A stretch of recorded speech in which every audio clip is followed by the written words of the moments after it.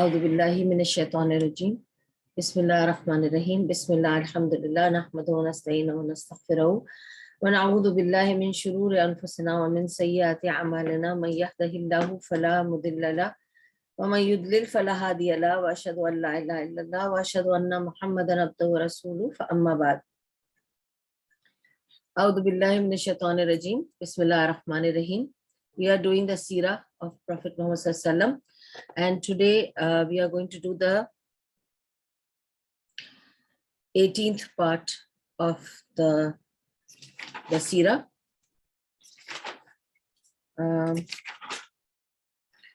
So I'll just give a very quick brief of last week that we did. It was about basically about dawah. If you remember, I was talking to you about how many stages of dawah there are, and I think I gave about 4 or 5 of them. Yeah, five stages of dawah, or 5 different ways that the dawah was given. And then I talked about the dawah that was done in private or secret or in the hiding, and then the dawah when it became in the open. And I told you the difference. And when it became open, what was Allah subhanahu wa ta'ala's ruling on that? And accordingly, Nabi sallallahu alaihi wasallam opened dawah and how it all affected the society, the community. Okay. And then the opposition started. You know how when you do things in the open, then people openly also oppose you. Until he was doing it in the hiding, it was in the private. They could not do much about it, though they were very disturbed, but they could not do much about it. But once it became open, then they also openly started opposition. In the opposition, what did they do? The last we did, so we are going to continue from the last week because it's still going on, about all the things that he had to face after he started open dawah. So first of all, if you know that what they did is, see, they have to go to the community leader first and complain to him. And who was the community leader, or who was the tribal leader? Okay, the tribal leader at that time was Abu Talib. So they went to Abu Talib. That was the first thing they did. Okay, so how did all this, after public dawah started, how the opposition started? We are going to do this points today. Last time I did 3 points. I'm going to just continue with that. So the last 3 points which I've already done, I'll give you the topic so that you know what we have already done.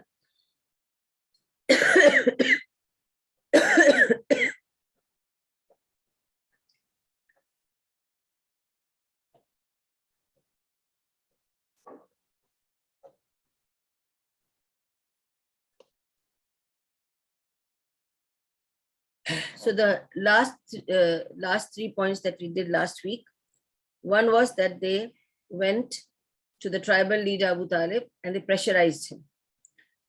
How did they pressurize him? They said,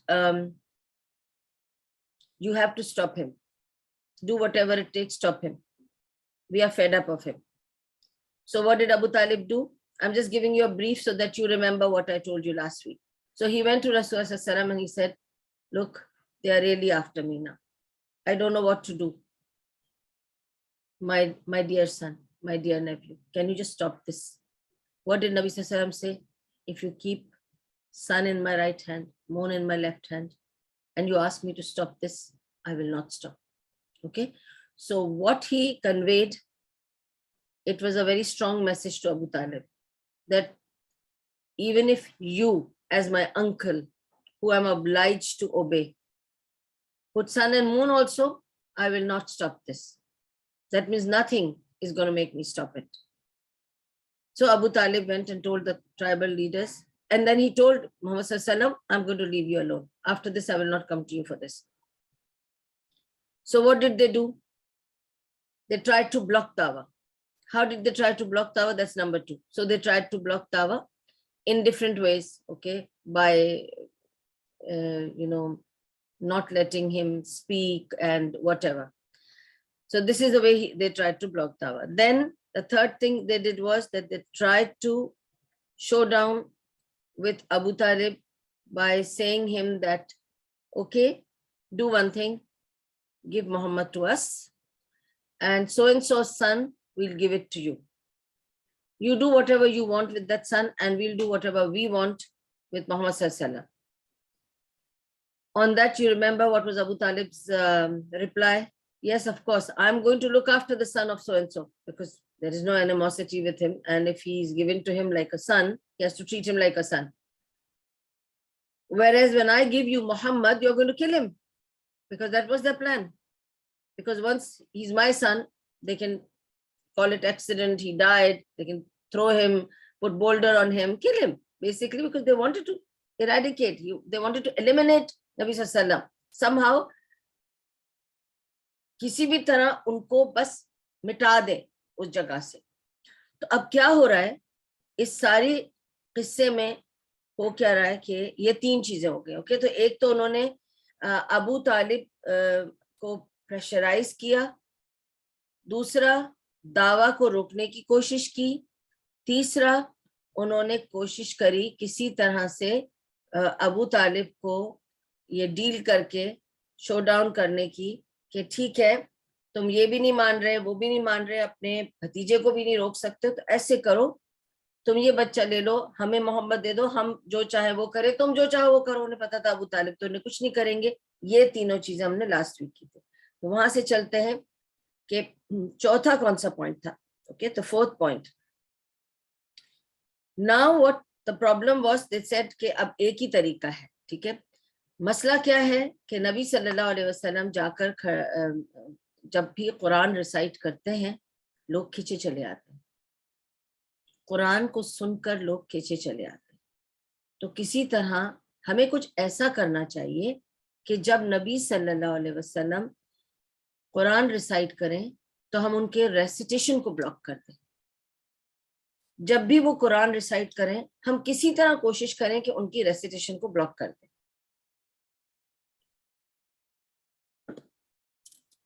तो उन्होंने क्या पैंतरा शुरू किया, जब नबी सल्लल्लाहु अलैहि वसल्लम तिलावत करते, ये लोग वहीं पे खड़े होकर शोर मचाना शुरू कर देते. ठीक है, जोर जोर से गाना गाना शुरू कर देते, जोर जोर से, ताकि उनकी क़िरात दब जाए इनके शोर के पीछे. ठीक है, हत्ता के कोसते, बुरा भला कहते, जोर जोर से बातें करने लग जाते, जोर जोर से पीटने और शोर मचाने, चिल्लाने लग जाते, चिल्ला चिल्ला के बातें करने लग जाते, ताकि उनकी क़िरात की आवाज दब के रह जाए. और फिर कोसते क्या, वो भी बताऊं ना कि कोसते क्या थे. जोर जोर से कोसने लगते कि ये जो भी पढ़ा जा रहा है ना, जिसने इसे सिखाया है, अस्तगफिरुल्लाह, या जिसने इसको भेजा है, ये रेवलेशन, उस पर भी लानत, नाउदु बिल्लाह, और जिस पर भेजा गया है उस पर भी लानत, नाउदु बिल्लाह. यानी वो रसूलुल्लाह सल्लल्लाहु अलैहि वसल्लम और अल्लाह सुब्हानहू व तआला पर लानतें भेजते जोर जोर से बोलकर कि जो पढ़ रहा है, जिसने इस पर भेजा है उस पर, और जिस पर भेजा है उस पर, दोनों पर, व्हाटएवर. तो नाउदु बिल्लाह. ठीक है, just to drown the recitation, किसी तरह उस उनकी क़िरात की आवाज किसी तरह इस शोर और गुल में डूब जाए. और वो क्या करते कि अगर कोई कुरान की तिलावत करने लगता तो वो ऐसे प्रिटेंड करते कि उन्होंने सुना नहीं, या वो सुन नहीं सकते, या उन्हें इंटरेस्ट नहीं है, तो उसको अनसुनी करने की कोशिश करते थे. ठीक है,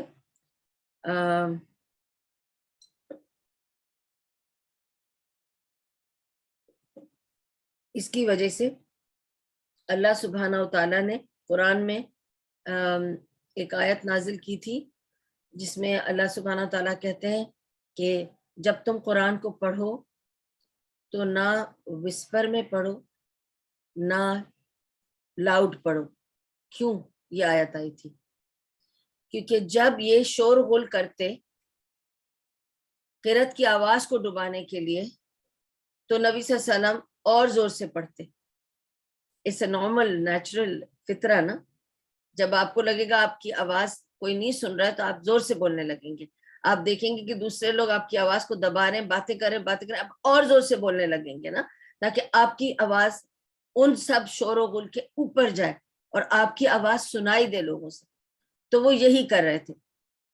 تو جب لوگ شور و غل کرتے اور گانے لگ جاتے یا چلانے لگ جاتے ایک دوسرے کے ساتھ, تو نبی صلی اللہ علیہ وسلم اور زور سے قرأت کرنے لگ جاتے. تو اللہ تعالیٰ نے یہ آیت نازل کی کہ نہ قرآن کو اتنا لاؤڈ پڑھو اور نہ قرآن کو وسپر میں پڑھو, اس طرح دھیمے انداز میں پڑھو کہ تم سن سکو اور تم لوگوں کی پرواہ نہ کرو. قرآن کو ماڈریٹ لیول پہ پڑھو اور میلوڈیسلی پڑھو, قرآن خود سنائی دے گا. مطلب تم کو لوگوں کو اتنا اوپر چڑھ کے سنانے کی ضرورت نہیں ہے. مت کوشش کرو, انہیں جو کرتے ہیں کرنے دو, تم وہی کرو جتنا تمہیں بتایا ہے. نہ ان سے ڈر کے خاموشی سے وسپر میں پڑھو, اور ویسے بھی قرآن کو دھیمے آواز میں پڑھنا چاہیے تاکہ کانوں تک قرآن کی ریسیٹیشن جائے. اس پہ میں آپ کو یہ بھی بتا دوں, یہ رولنگ جو قرآن میں آئی, this ruling is valid till now. بہت سے لوگ قرآن پڑھتے ہیں.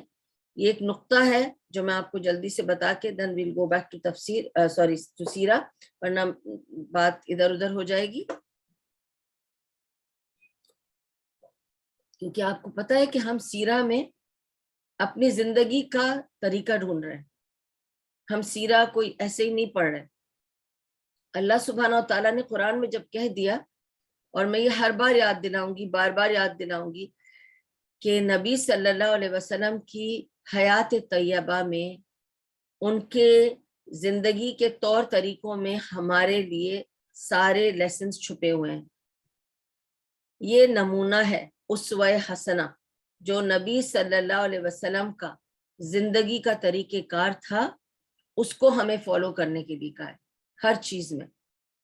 تو قرآن پڑھنے کا صحیح طریقہ یہ ہے کہ آپ دھیمے اور میلوڈیس انداز میں قرآن کو پڑھیں کہ آپ کے کانوں تک اور آپ کے دیواروں میں جہاں بیٹھ کے پڑھ رہے ہیں آواز جائے.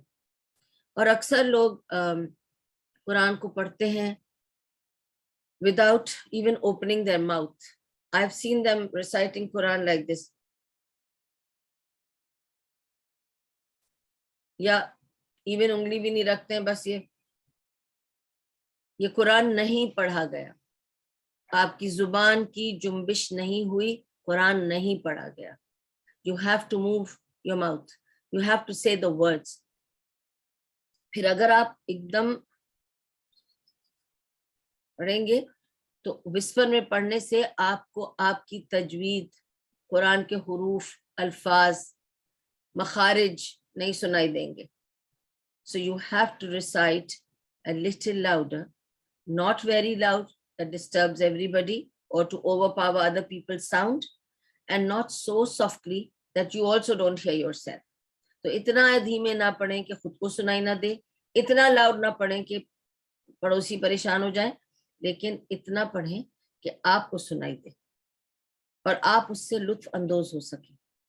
تو کم سے کم ایسے ہو کہ آپ سنائی دے آپ کو, کہ اگر آپ پڑھیں اعوذ باللہ من الشیطان الرجیم بسم اللہ الرحمن الرحیم الحمد للہ رب العالمین الرحمن الرحیم مالک یوم الدین. آپ ایسے تو پڑھیں کہ آپ خود لطف اندوز ہو سکیں, آپ کے دل میں, کانوں میں, آپ کے اندر, آپ کے اطراف قرآن سنائی دے. So this is a حکم in قرآن itself. تو اللہ سبحانہ و تعالیٰ نے یہ آیت نازل کی, اوکے, اور ان سے کہا کہ قرآن کو اس طرح پڑھو اور اگنور کرو ان کی آوازوں کو, اگنور کرو ان کی شاؤٹنگ کو. تو وہ لوگ کیا, انہوں نے کیا کیا کہ وہ لوگ سب دارالارقم میں آئے, ٹھیک ہے, اور وہاں بیٹھ کر انہوں نے کہا کہ اس اس دارالارقم کے بارے میں پھر میں آپ کو نیکسٹ ویک میں زیادہ بتاؤں گی. اس وقت let's just go through this point, کیونکہ بہت ساری پوائنٹ کرس کراس کریں گی, لیکن ہم کرس کراس رستوں میں نہیں جائیں گے, نہیں تو بات کہیں سے کہیں نکل جائے گی, اور ہم سلسلے سے چلیں گے انشاءاللہ. تو دارالارقم میں یہ لوگ آئے. اب ڈیسائیڈ ہو رہا تھا کہ قرآن ادھر کون پڑھے گا. تو ان سے پوچھا گیا کہ ایکچولی کسی نے قرآن اب تک نہیں پڑھا ہے ایکسپٹ نبی صلی اللہ علیہ وسلم. ٹھیک ہے, تو انہوں نے کہا اچھا دیکھتے ہیں کہ کس کو ہمت ہے کہ وہ قرآن پڑھے گا یہاں. ٹھیک ہے, اب اتنی ساری بات ہو رہی ہے کہ پبلک میں قرآن پڑھنا ہے. ابن مسعود رضی اللہ عنہ نے کہا میں پڑھوں گا, اور آپ کو میں لاسٹ ویک ابن مسعود رضی اللہ عنہ کے بارے میں پوری ڈیٹیل بتا چکی ہوں کہ ابن مسعود کون تھے. کوئکلی بتا رہی ہوں آپ کو کہ ابن مسعود ایک یمنی تھے, سلیو تھے مکہ میں, ان کو انہوں نے رہا کیا تھا, اور یہ ابھی اس وقت ابو بکر صدیق اور رسول اللہ علیہ وسلم کے ساتھ تھے. اور ابن مسعود ان صحابی میں سے ہیں جن کے لیے نبی صلی اللہ علیہ وسلم نے فرمایا اگر تمہیں قرآن سیکھنا ہو, سننا ہو صحیح قرآن, تو جاؤ جا کے ابن مسعود سے کہو کہ وہ قرآن پڑھے.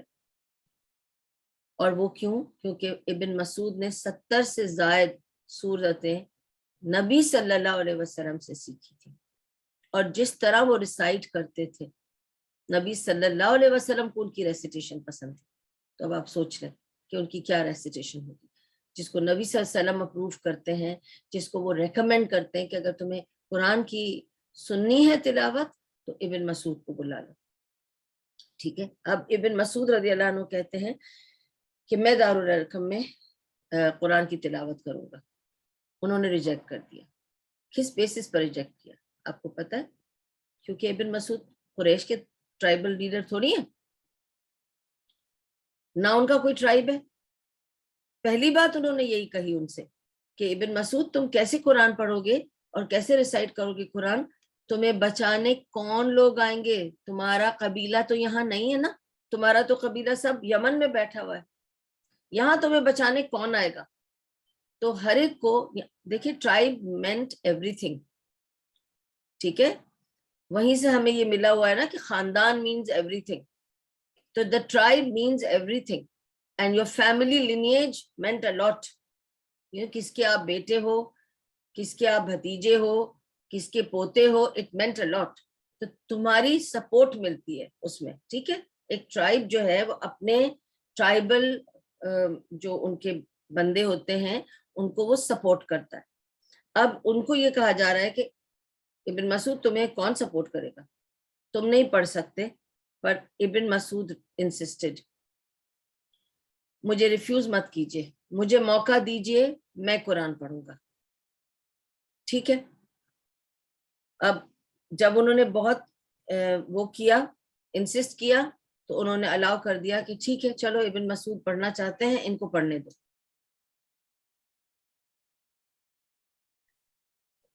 دارالارقم میں یہ فیصلہ ہوا, اس محفل میں. It's like a committee meeting. Okay, let me put it that way for now so that آپ لوگوں کو پتا چلے میں کیا کہہ رہی ہوں. It's like a committee meeting. So in Darul-Arqam, all these members got together. They've decided. He offered. انہوں نے ان کی آفر لے لی. پہلے ریجیکٹ کی on the basis کہ he's not a Qureshi, he's not a Makhzumi, he's not a Tamimi, he's not so and so. یہ کیا, یہ اس کا کہاں ہے قبیلہ, یہ کون ہے؟ نہیں نہیں ٹھیک ہے. ان کو انہوں نے انسسٹ کیا کہ نہیں میں ہی پڑھوں گا قرآن, مجھے موقع دیجیے. And he was granted. اب اگلے دن صبح کو ابن مسعود پہنچ گئے, اور آپ کو میں یہ بتا دوں کہ کعبہ کا جو کعبہ تو آپ کو پتا ہے کعبہ ہے جو ابھی بھی ہے, آپ کو پتا ہے نا کعبے کی جو بلڈنگ ہے, اللہ سبحانہ تعالیٰ کا جو گھر ہے بیت اللہ وہ ہے. لیکن اس زمانے میں اٹس اے اسمال کمیونٹی.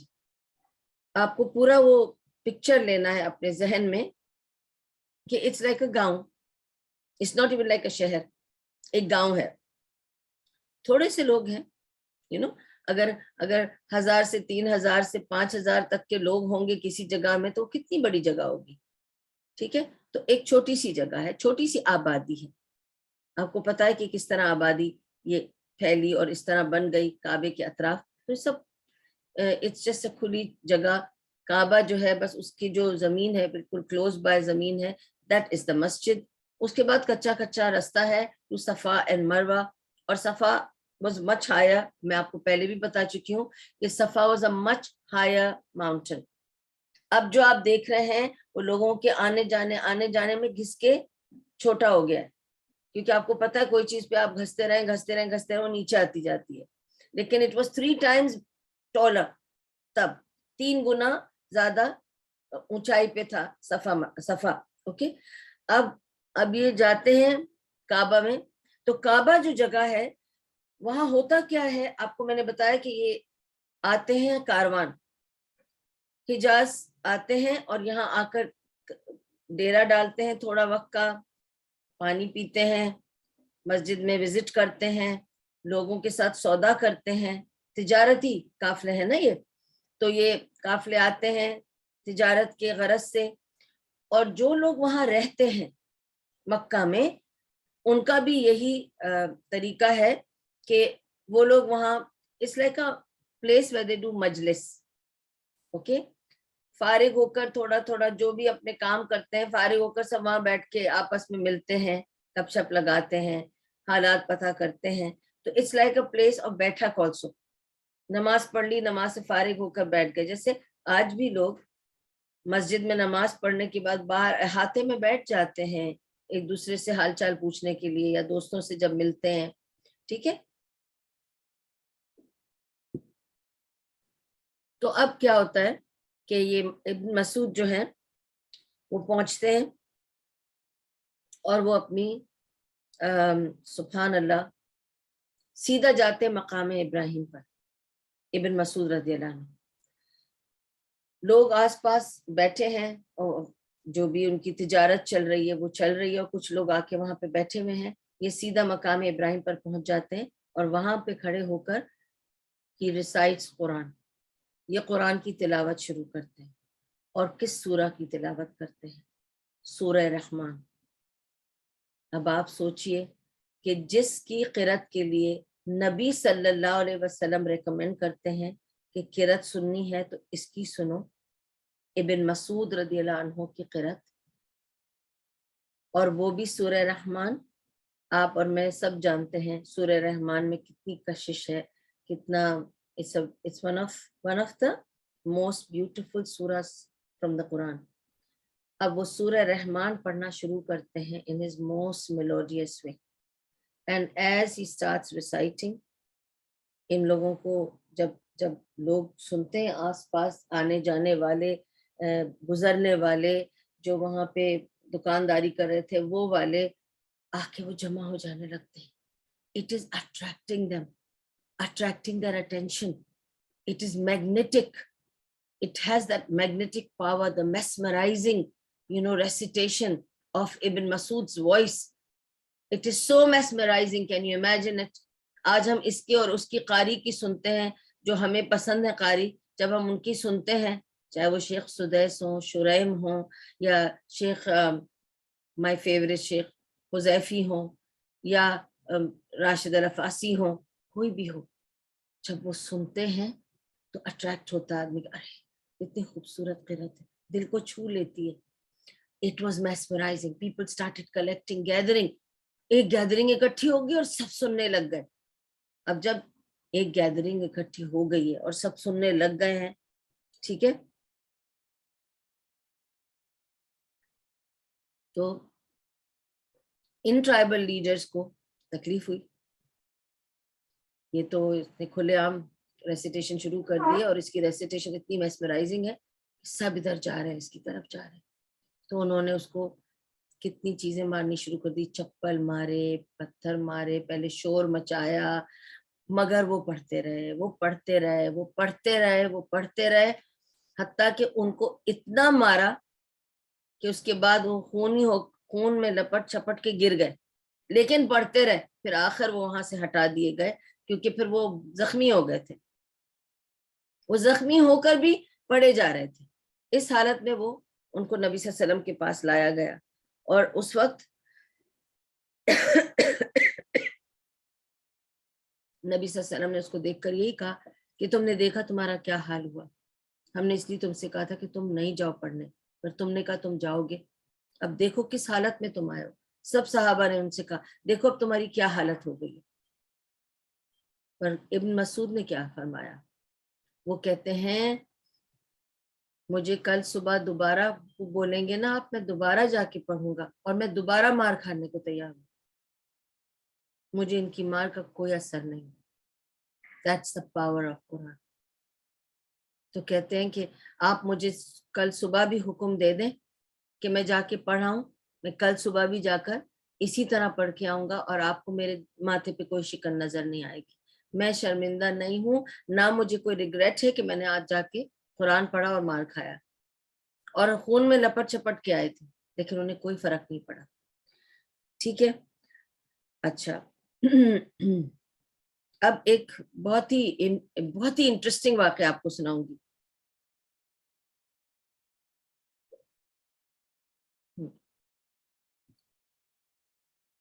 آج 2-3 بہت انٹرسٹنگ اسٹوریز ہیں which are very very مزیدار اسٹوریز ہیں انشاءاللہ، تو you'll enjoy it۔ اب ہوا کیا، دیکھیں آپ کو میں نے ایک سین بتایا ہے and بار بار ریپیٹ کرتی رہوں گی تاکہ ذہنوں میں آپ کے repetition actually makes us remember things better, remember that, okay? So that's why Quran is also a very repetitive book which repeats everything over and over again۔ ہر چیز کو اتنی بار اللہ تعالیٰ ریپیٹ کرتے ہیں کیونکہ ہم تھک سکن ہیں، موٹی چمڑی کے ہیں اور موٹے برین کے ہیں، تو چیزیں ذہن میں بٹھانے کے لیے بار بار ریپیٹ کرنا پڑتا ہے۔ تو ہر چیز کی repetition is for a reason because there are certain things ہمیں لرن کرنا ہی کرنا ہے، اور اس کو بار بار ریپیٹ کرنے سے ہمارے لیے یاد رکھنا آسان ہو جاتا ہے۔ ٹھیک ہے، تو اب ہم جانتے ہیں کہ یہ مکے کے جو لوگ مقیم ہیں وہ سب قبیلے میں ڈیوائیڈڈ ہیں، اور جو سب بہت سارے قبیلے ہیں۔ ٹھیک ہے، مینلی جو سب سے امپورٹنٹ یا بڑے یا اسٹرانگ قبیلے ہیں ان میں بنو ہاشم ہے جو نبی صلی اللہ علیہ وسلم والا قبیلہ ہے، ٹھیک ہے، اور جن کے لیڈر تھے ابو طالب۔ اس کے بعد بنو مخزوم ہے، ٹھیک ہے، اور بنو مخزوم کے لیڈر تھے آئی تھنک عتبہ، نہیں ان کے لیڈر تھے ولید ابن مغیرہ، ٹھیک ہے، اور ان کا اسسٹنٹ کون تھا؟ ابو جہل، ٹھیک ہے، اور پھر تیسرا جو میجر ٹرائب تھا وہ بنو امیہ کا تھا، from where we get the Umayya dynasty, ٹھیک ہے، اور بنو امیہ کے جو لیڈرز تھے ان میں ابو سفیان تھا۔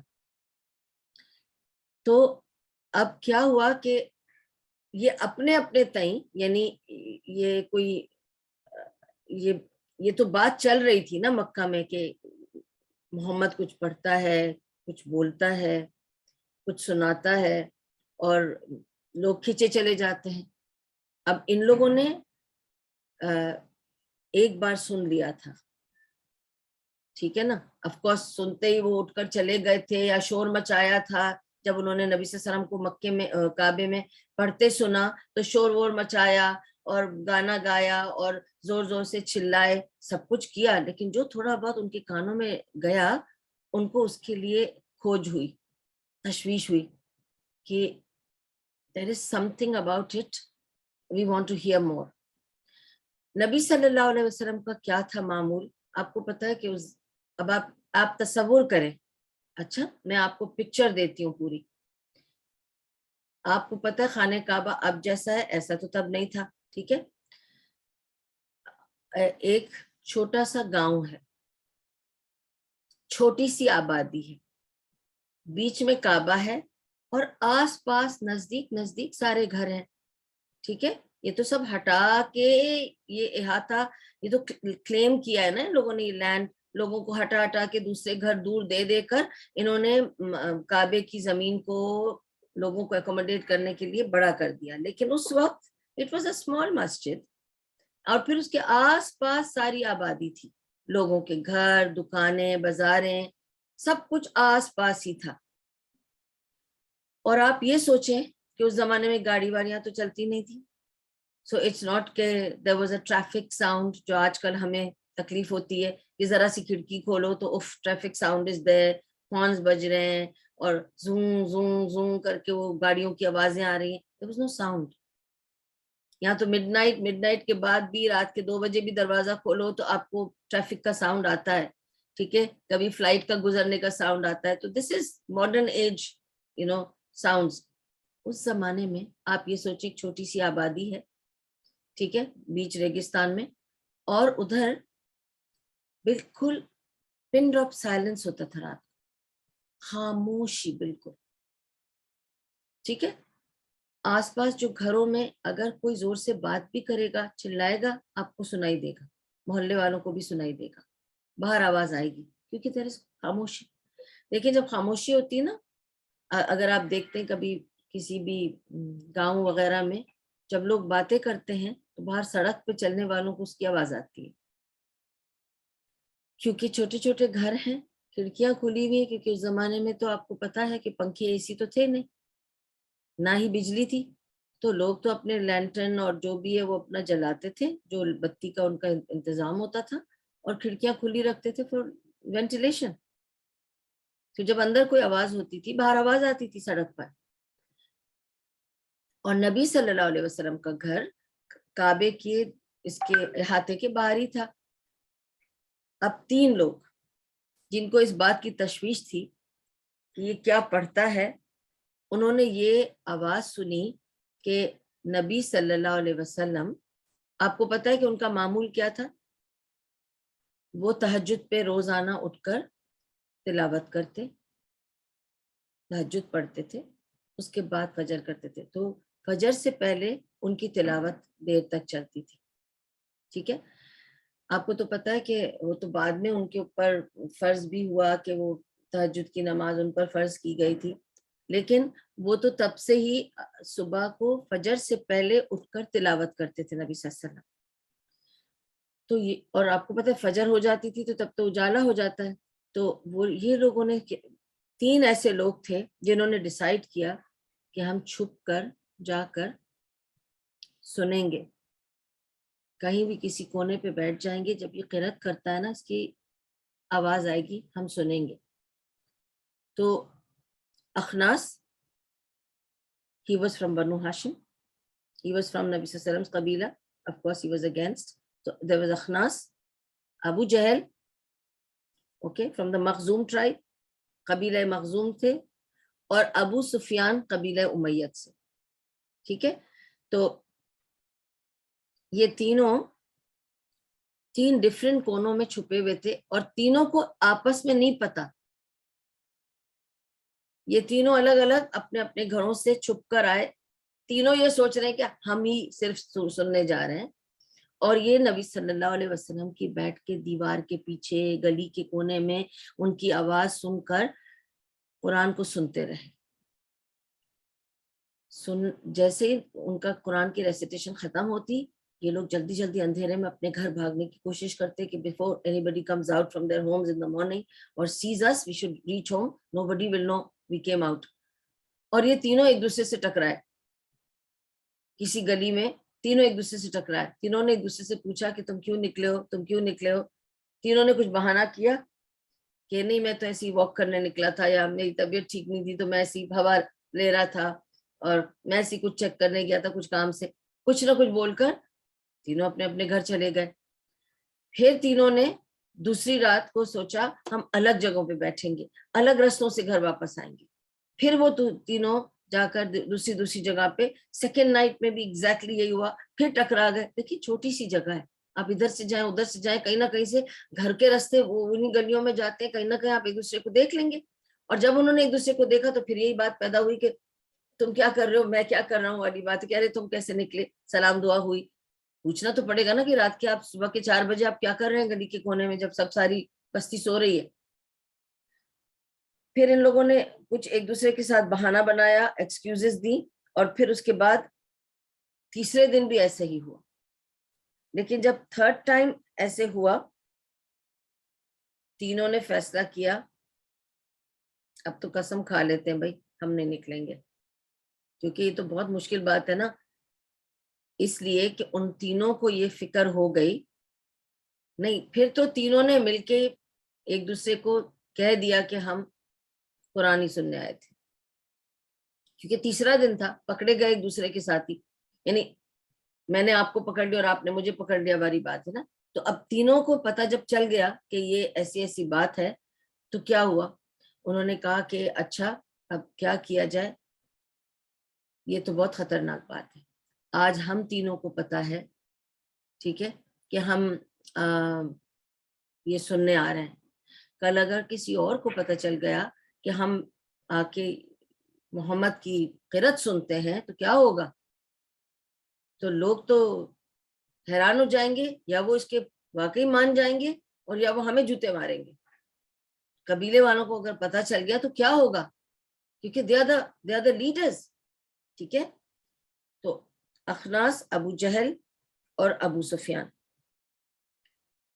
انہوں نے ڈیسائیڈ کیا کہ آج کے بعد ہم گھر سے نکل کر اس طرح چوری چھپے قرآن کو سننے نہیں آئیں گے, کیونکہ یہ خطرناک ہے ہمارے قبیلوں کے لیے اور ہمارے فیوچر کے لیے, ٹھیک ہے.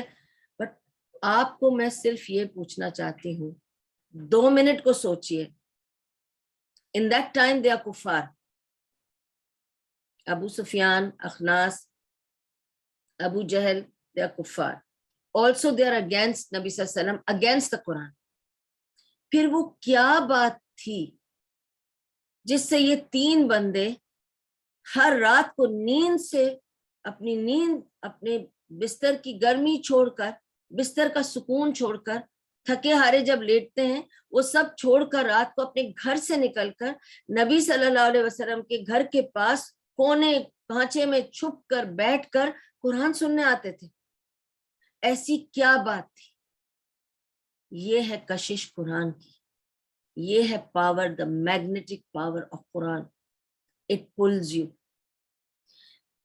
کچھ دن پہلے آف کورس نازدہ نے کمنٹ کیا تھا کہ یہ I think British got talent یا امریکہ گاٹ ٹیلنٹ یا انڈیا گاٹ ٹیلنٹ, کسی ان ون آف دوز میں دکھایا کہ لڑکی قرآن پڑھ رہی ہے, اور ان کا یہ مطلب بڑے لوگوں کو رونا آ گیا قرآن سن کر. Not everybody sitting there were Muslim, obviously not, but they were affected. یہ فطرہ ہے, انسان کی فطرت ہے کہ وہ قرآن کو سن کر جو اسے اٹریکشن فیل ہوتی ہے, وہ میسمرائز ہو جاتا ہے. قرآن کو سن کر آپ کا دل رونے لگتا ہے, آپ کی سول کو ٹچ کرتا ہے, روح کی پیاس بجھاتا ہے. قرآن کو جسٹ غور سے سننا, بیک گراؤنڈ میوزک کر کے سننا نہیں, ٹھیک ہے. جب آپ قرآن کو غور سے سنتے ہیں, ان کے لفظوں کے اوپر توجہ دیتے ہیں, it really goes inside you. Believe me, there is no music better than Quran. There is no music that can play better in your time of happiness and sadness better than Quran. And it goes and absorbs in your soul. تو وہ کیا طاقت تھی, وہ کیا power تھا کہ ان 3 لوگوں کو جو انکاری تھے, منکر تھے قرآن کے بھی اور نبی کے بھی, لیکن وہ آ رہے تھے نیند سے اٹھ کر صبح کے 4 بجے, چھپ چھپ کر رسک لے رہے تھے اتنا بڑا کہ کوئی انہیں دیکھ بھی نہ لے, اور آ کر چھپ کے بیٹھ کے کیا کرنا چاہ رہے تھے, صرف قرآن سننا چاہ رہے تھے نبی صلی اللہ علیہ وسلم, ٹھیک ہے. اب دیکھیے سبحان اللہ, جب یہ 3 چیزیں ہو گئیں, 3 دن ہو گئے, اگلے دن اخناس گئے ابو سفیان کے پاس اور ان سے پوچھنے لگے کہ میں ایک بات تم سے پوچھنے آیا ہوں, تمہارا کیا اوپینین ہے یہ تلاوت کے بارے میں؟ ہم تو اب جانتے ہیں کہ ہم لوگوں نے چھپ کر 3 دن تک کی تلاوت تو سن لی, تم نے بھی سنی, میں نے بھی سنی, اور ابو جہل نے بھی سنی, لیکن میں چاہتا ہوں میں تم سے کچھ اس کی بارے میں رائے لوں. تمہاری کیا رائے ہے, یہ جو محمد پڑھتا ہے صلی اللہ علیہ وسلم یہ کیا ہے. انہوں نے اخناس نے جب ابو سفیان سے پوچھا, ابو سفیان نے بہت ڈپلومیٹکلی جواب دیا اور کہنے لگا کہ کچھ مجھے سمجھ میں آیا اور کچھ مجھے سمجھ میں نہیں آیا. ٹھیک ہے, یہ نہیں کہا کہ سب کچھ سمجھ میں آیا, اس نے کہا کچھ مجھے سمجھ میں آیا کچھ مجھے سمجھ میں نہیں آیا.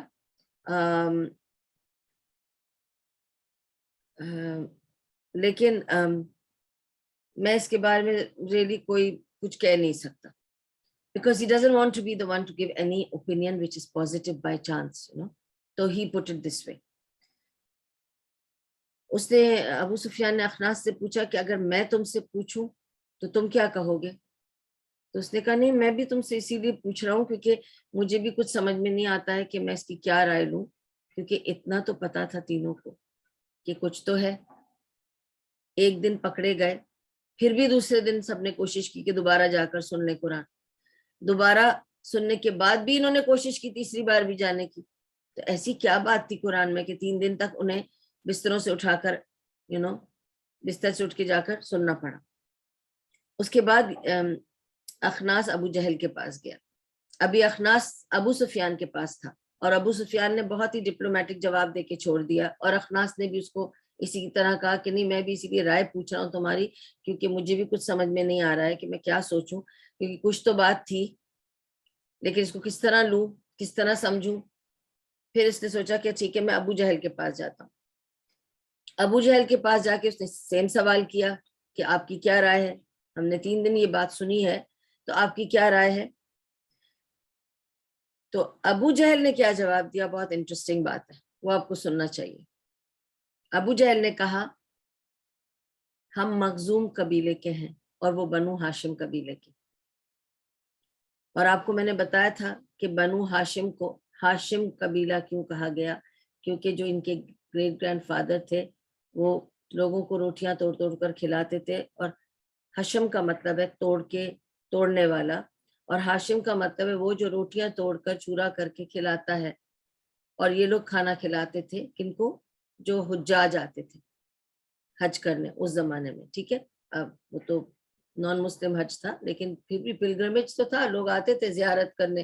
ٹھیک ہے, تو اس نے کہا کہ جب بنو ہاشم نے کھانا کھلانا شروع کیا تو بنو مخزوم نے بھی کھانا کھلانا شروع کیا. پھر ان لوگوں نے ایڈ کیا اور ان لوگوں نے پانی کے سبیلے لگا دی اور پانی پلانا شروع کر دیا, تو بنو مخزوم نے بھی پانی پلانا شروع کر دیا.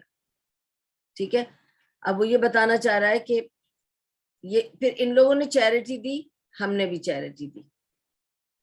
اب یہ آ گئے بنو ہاشم میں سے لے کر کے ایک آدمی, اور اب یہ کلیم کر رہے ہیں پروفٹ ہوڈ, اب تو یہ نبوت کلیم کر رہے ہیں.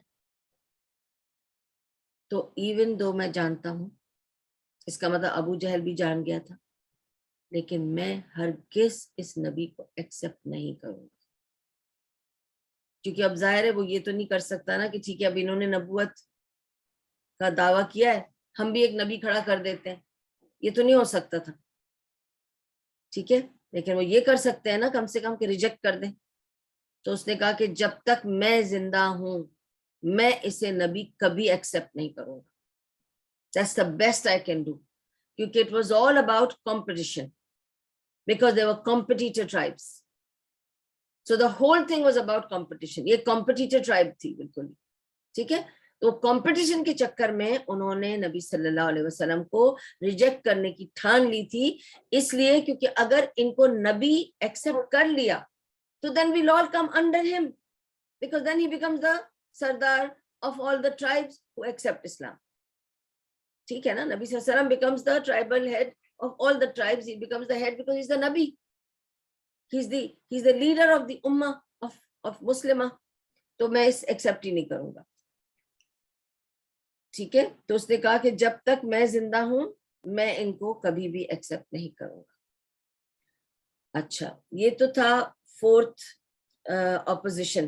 میں نے آپ کو جو opposition بتایا کہ they pressurized Abu Talib to stop the dawah, that was one. The second was that they tried to show down with Abu Talib. ٹھیک ہے, اور اب میں آپ کو بتا رہی ہوں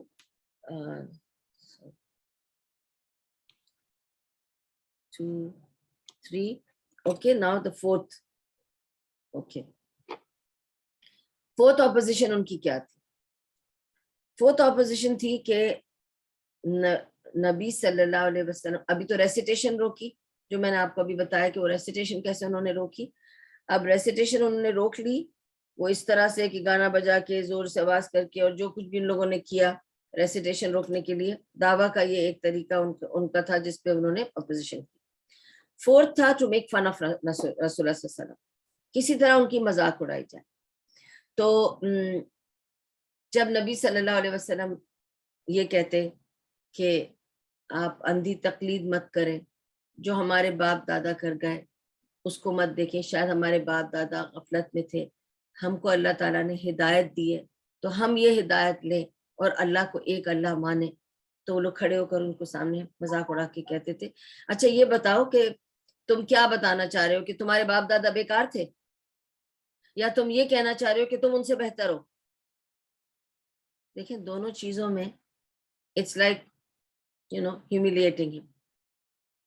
اور یہ بات اتنی سینسٹیو تھی اس زمانے میں, اور آج تک بھی عربوں میں یہ بات سینسٹیو ہے, اور بہت سارے لوگوں میں, اس مسلم لوگوں میں یہ سینسٹیوٹی ہے, جو of course with the modern age بہت ساری چیزیں اب ختم ہو گئی ہیں, لیکن ایک سینسٹیوٹی جو میجر سینسٹیوٹی تھی ان ٹرائبل زمانے میں, وہ اپنے باپ دادا کی عزت, اپنے باپ دادا کی آن شان, ان کا نام آگے بڑھانا, ان کی نقش قدم پر چلنا, ان کی لیگیسی کو فالو کرنا, اور باپ کے لیے جان بھی دے دینا. باپ دادا مینٹ ایوری تھنگ. اینڈ آپ کو بھی, آپ کی پہچان بھی اس زمانے میں اسی طرح ہوتی تھی, باپ دادا سے پہچان ہوتی تھی. اور نبی صلی اللہ علیہ وسلم کو بھی سب سے بڑی جو پوزیشن ملی ہوئی تھی درمیان میں ان سب لوگوں کے, وہ عبد المطلب کے پوتے کی تھی. And Abdul Muttalib, you know who Abdul Muttalib was. He was a leader and he was a very strong leader. چھائے ہوئے تھے, ان کو سب جانتے تھے, ان کی سب تعریف کرتے تھے. He was the leader, very commanding, very noble. بہت ان کا چرچا تھا. تو نبی صلی اللہ علیہ وسلم بھی عبد المطلب کے پوتے تھے, اس لیے اب تک برداشت کیے جا رہے تھے. تو it meant a lot. تو نہ اگر تو آپ کھڑے ہو کر یہ کہہ رہے ہو کہ میرے باپ دادا جو فالو کر رہے تھے اور تمہارے باپ دادا جو فالو کر رہے ہیں وہ غلط ہے, تو کیا تم یہ بتانا چاہ رہے ہو کہ تم ان سے بہتر ہو, یا تم یہ بتانا چاہ رہے ہو کہ وہ تم سے بدتر تھے؟ کیا بتانا چاہ رہے ہو؟ کیا وہ بیکار تھے, انہیں کچھ نہیں پتا تھا, تمہیں زیادہ پتا ہے؟ آپ سمجھ رہے ہیں نا کس طرح کی باتیں. آج بھی لوگ ایسی باتیں کرتے ہیں. جہاں آپ ان سے کہیں نا کہ یہ چیز کرنا چھوڑ دو, یہ شرک میں ہے, یہ بدعت میں ہے, ایسے نہیں کرو, ویسے نہیں کرو, امیڈیٹلی وہ آپ سے پوچھیں گے کہ کیا بتانا چاہ رہی ہو, کہ ہمارے باپ دادا غلط تھے, کیا ان کو کچھ نہیں پتا تھا, بس تمہیں پتا چل گیا, جمعہ 8 دن نہیں ہوئے تم ہمیں سکھانے چلی ہو, اور وہ جو اتنے سالوں سے اتنا سب کچھ کر گئے کہ وہ بے وقوف تھے, کیا تم یہ بولنا چاہ رہی ہو کہ وہ بے وقوف تھے؟ یہی بات نبی صلی اللہ علیہ وسلم سے لوگ کر رہے تھے. کیا تم یہ کہنا چاہ رہے ہو کہ تمہارے باپ دادا بے وقوف تھے, یا تم زیادہ عقل مند ہو؟ آج بھی لوگ اسی طرح کی باتیں کرتے ہیں. تو اس طرح سے مذاق اڑاتے تھے, سبحان اللہ. اور پھر جب نبی صلی اللہ علیہ وسلم کے پاس جب بہت دنوں تک جبریل علیہ السلام نہیں آئے, اور نبی صلی اللہ علیہ وسلم بہت پریشان ہو گئے, اور نبی صلی اللہ علیہ وسلم واز ویری سیڈ کہ جبریل علیہ السلام بہت دنوں تک نہیں آئے. تو لوگوں نے ان کو بولنا شروع کر دیا, وہ جو شیطان تمہارے پاس آتا تھا, کیا اس نے تمہیں چھوڑ دیا؟ فائنلی اس شیطان نے تمہیں چھوڑ کے چلا گیا کیا؟ آتا نہیں آج کل تمہارے پاس. آج کل تم کچھ بتا نہیں رہے ہو کہ تمہارے اوپر وحی آئی ہے, مطلب وہ بھی مذاق سے, تنزیہ, تانا دے کر. تو تم پہ کوئی وحی نہیں آ رہی ابھی. وہ تمہارا وہ جو تھا, یعنی جبریل علیہ السلام کو وہ شیطان کہتے تھے, اس طرح سے کہتے تھے نا, تمہیں شیطان چپک گیا ہے. تو تمہارا وہ شیطان نہیں آیا, تم سے آ کے بات نہیں کی, کچھ پہنچایا نہیں. نبی صلی اللہ علیہ وسلم کو یہ اس بات کا بہت دکھ ہوتا تھا کہ وہ لوگ اس طرح کہتے ہیں, بہت دکھ ہوتا تھا. اس وقت جب انہوں نے یہ مذاق اڑائی تھی نا کہ تمہارا شیطان نے کیا تمہیں چھوڑ دیا, ہو گیا تمہاری سب وہی سب ہو گیا, استغفر اللہ, ایسے ان کا دل دکھاتے تھے. اس وقت نازل ہوئی تھی جب نبی صلی اللہ علیہ وسلم کو بہت دکھ پہنچا تھا نا ان کی اس بات سے, تو اللہ تعالیٰ نے اسی وقت ان کے دکھ میں ان کو کمفرٹ کیا تھا, اور والضحیٰ کی سورہ نازل ہوئی تھی. اور میں آپ کو والضحیٰ کا پورا تفسیر کرا چکی ہوں, کیسے اللہ سبحانہ وتعالیٰ کہتا ہے والضحیٰ, دیکھو روشنی کی قسم, سورج کی شعاؤں کی قسم, اوکے, کھلتے دن کی قسم, صبح کی قسم, والضحیٰ واللیل اذا سجا ما ودعک ربک وما قلی, میں نے تم کو اکیلا نہیں چھوڑا, میں نے تم کو اکیلا نہیں چھوڑا. یہ لوگ کہتے ہیں تم دکھ مت کرو کہ میں نے تمہیں چھوڑ دیا ہے. وَلَلْآخِرَةِ خَيْرٌ لَكَ مِنَ الْأُولَىٰ, اور ویٹ کرو, آج مت دیکھو اپنی. Don't think your today is bad so tomorrow will be bad. آخرہ, next coming times will be better than today. وَلِلْآخِرَةِ خَيْرٌ لَكَ مِنَ الْأُولَىٰ, جو اس سے پہلے آتا ہے اس کے بعد والے دن اچھے آئیں گے. پھر اللہ تعالیٰ یاد دلاتا ہے, میں نے تم کو ہدایت نہیں دی, تم گمراہ تھے, تمہیں نہیں پتا تھا, تم تو گمراہی میں تھے نا, گمراہی کے ماحول میں پل رہے تھے نا, میں نے تمہیں ہدایت نہیں دی. تم یتیم تھے, میں نے تم کو سہارا نہیں دیا, تمہارے پاس تو کچھ نہیں تھا, سب کچھ میں نے تمہیں دیا نا, تمہیں پالنے والے بھی پیدا کر دیے, سنبھالنے والے بھی پیدا کر دیے. اللہ سبحانہ و تعالیٰ اپنے بندے کو تکلیف میں اکیلا کبھی نہیں چھوڑتا. اس کی گارنٹی ہے کہ اللہ نہیں چھوڑتا اگر ہم اللہ کو پکڑے رہے, اللہ کو یاد کرتے رہے. ٹیسٹ آئے گا, نکل جائے گا, وہ ہمیں کنزیوم نہیں کر لے, اس لیے ہمیں اس راستے پر پکڑ کے چلنا ہے. تو جب نبی صلی اللہ علیہ وسلم کو دکھ پہنچا, والضحیٰ نازل ہو گئی, and that was sufficient for نبی صلی اللہ علیہ وسلم to feel comfortable. اور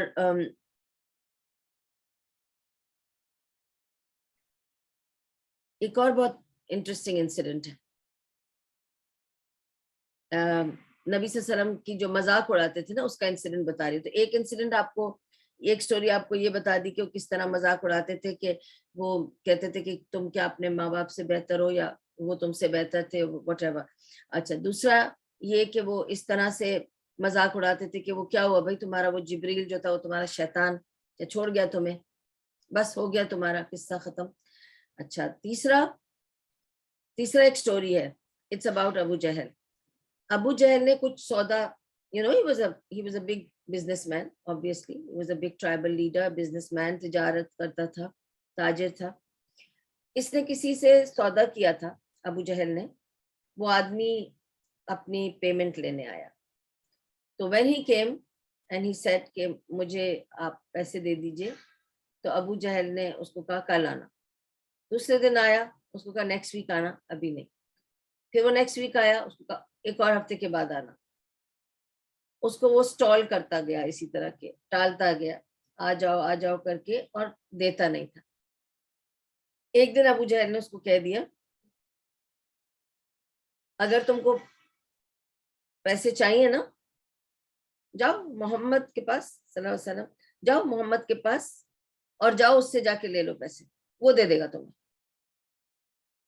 تو اس نے کہا ٹھیک ہے, اگر آپ یہ کہتے ہیں تو ہو سکتا ہے, شاید اس نے کیا سوچا, ہو سکتا ہے محمد صلی اللہ علیہ وسلم اوز ہم منی. بھئی ایسے ہوتا ہے نا, اگر سپوزنگ مجھے عفت کو پیسے دینے, ٹھیک ہے, اینڈ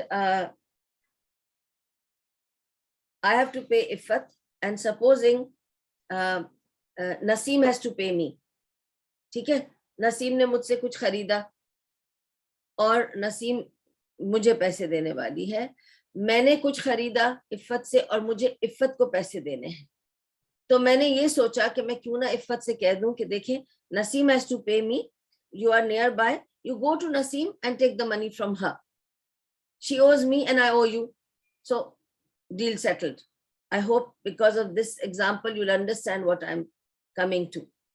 تو جب ابو جہل نے اس آدمی سے کہا جاؤ تم محمد کے پاس چلے جاؤ صلی اللہ علیہ وسلم, وہ تمہیں پیسے دے دے گا, تو اس نے سوچا ان کی کوئی آپس کی ڈیل ہے, اس وجہ سے یہ مجھے وہاں بھیج رہے ہیں اور سیم پلیس کے لوگ ہیں, تو میں چلا جاتا ہوں.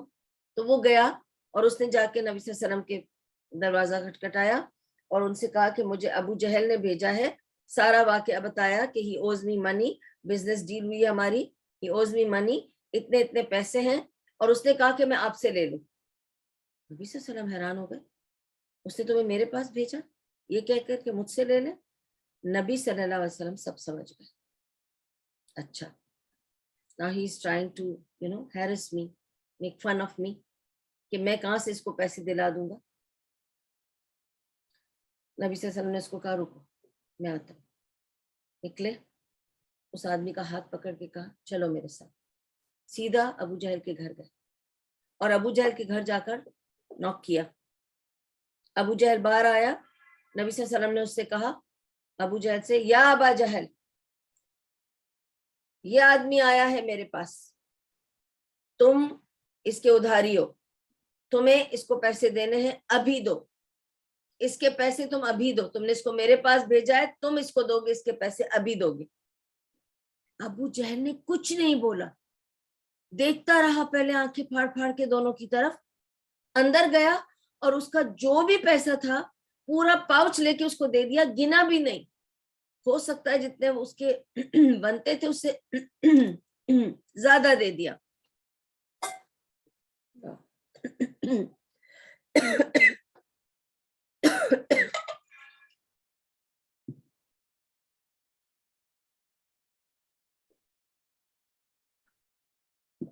جتنے بنتے تھے اسے زیادہ دے دیا ہوگا, لیکن اسے تو گنا بھی نہیں. ایسے جیسے نبی صلی اللہ علیہ وسلم نے کہا, پہلے تو وہ یوں کر کے دیکھتا رہا آنکھیں پھاڑ پھاڑ کے, پھر اس نے فوراً اپنی پونجی نکالی اور جتنی تھی کہا لے لو اور جاؤ. وہ آدمی خوش ہو گیا, اس نے تو کوئی دوسری بات سوچی بھی نہیں. اس نے سوچا اچھا دس از واٹ ہی مینٹ, کہ اگر محمد صلی اللہ علیہ وسلم ان کے پاس آئیں گے تب یہ دیں گے, تو انہوں نے دلوا دیا مجھے, تو صحیح ہے. محمد صلی اللہ علیہ وسلم کے پاس انہوں نے بھیجا تھا کہ جاؤ محمد سے لے لو, اور محمد نے مجھے دلا دیا اور وہ اپنے پیسے لے کے چلا گیا, اور نبی صلی اللہ علیہ وسلم بھی اپنے گھر چلے گئے. کچھ لوگوں نے یہ سین دیکھا, بھائی محلے داری ہے, آپ کو پتہ چھوٹی چھوٹی گلیاں ہیں, قریب قریب گھر ہیں, اس گھر میں کیا ہو رہا ہے, کوئی زور سے باہر آواز دے رہا ہے, دروازہ نوک کر رہا ہے, آپ کو آواز آئے گی, آپ کو پتہ چلے گا کیا ہو رہا ہے باہر, آپ دیکھیں گے باہر نکل کے, اپنی کھڑکی سے جھانکیں گے, سب کچھ پتا ہوتا ہے. گاؤں میں اور اس طرح کی چھوٹی آبادیوں میں سب کو سب کچھ پتا ہوتا ہے.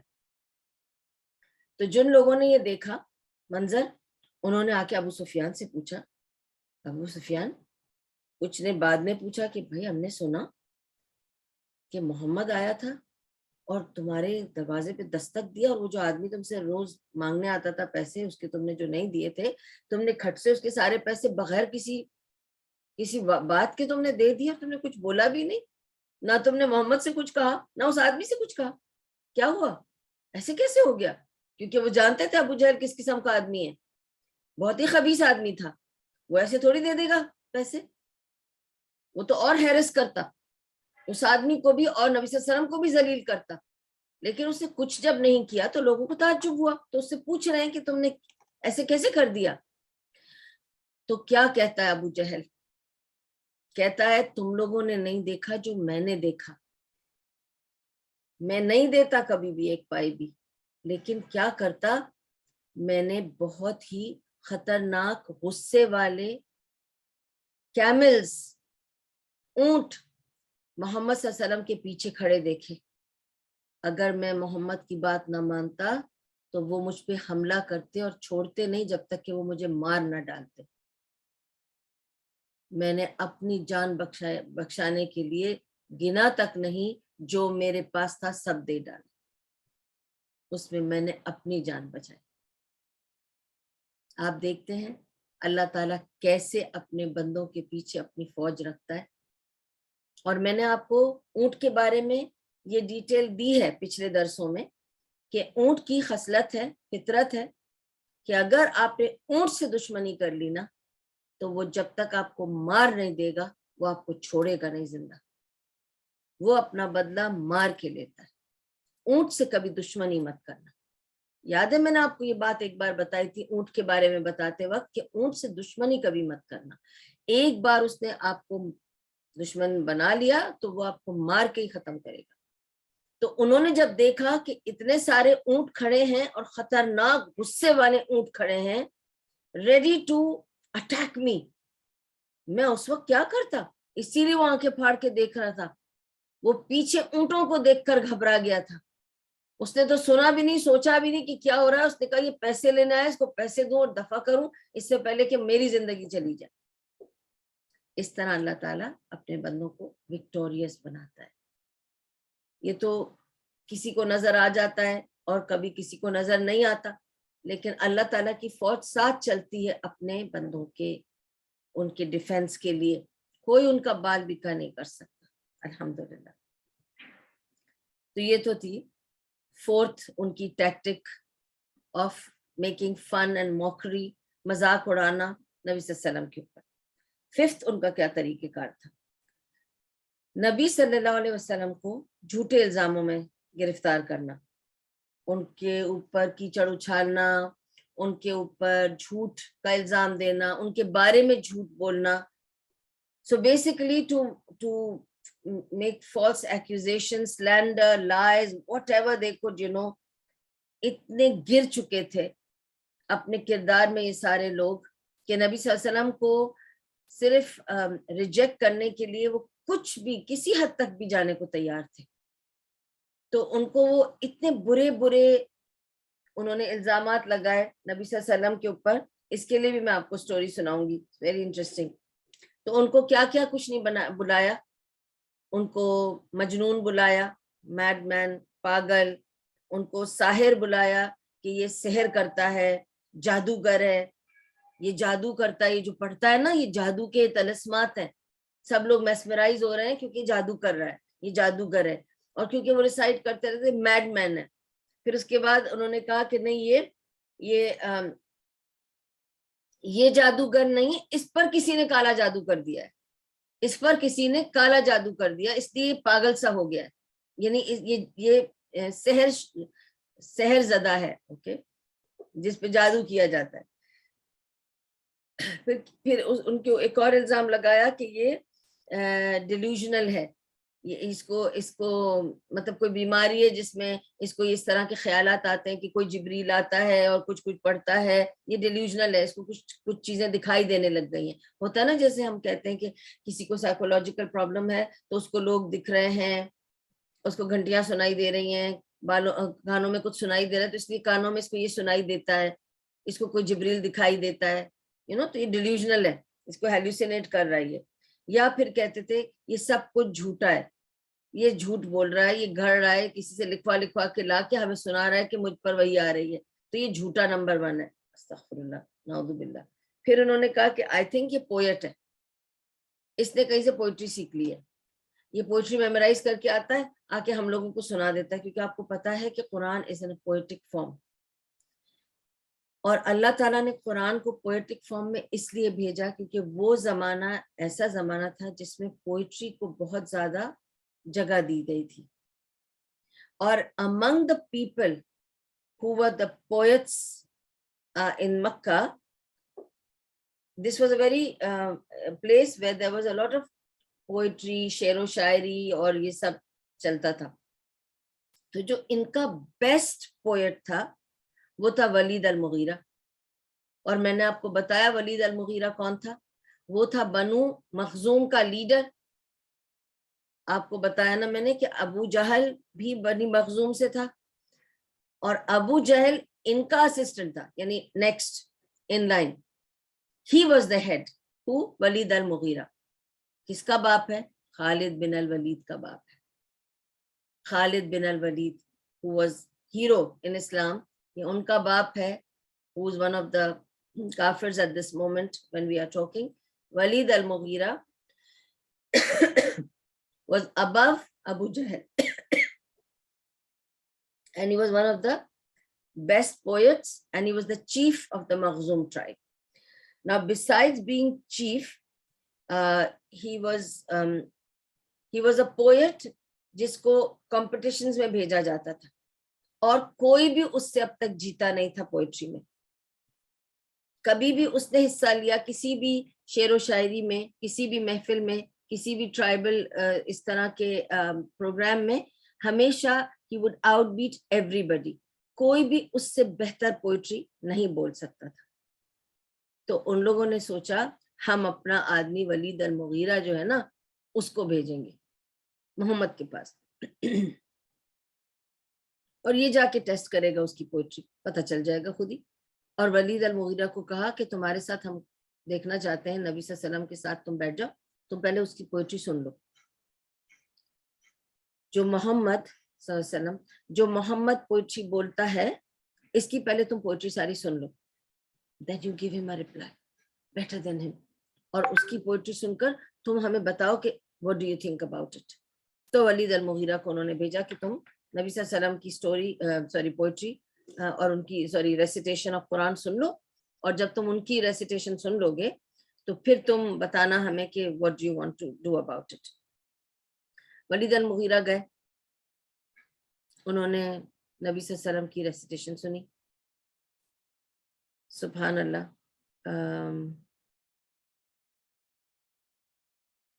I think Nabi sallallahu alaihi wasallam was reciting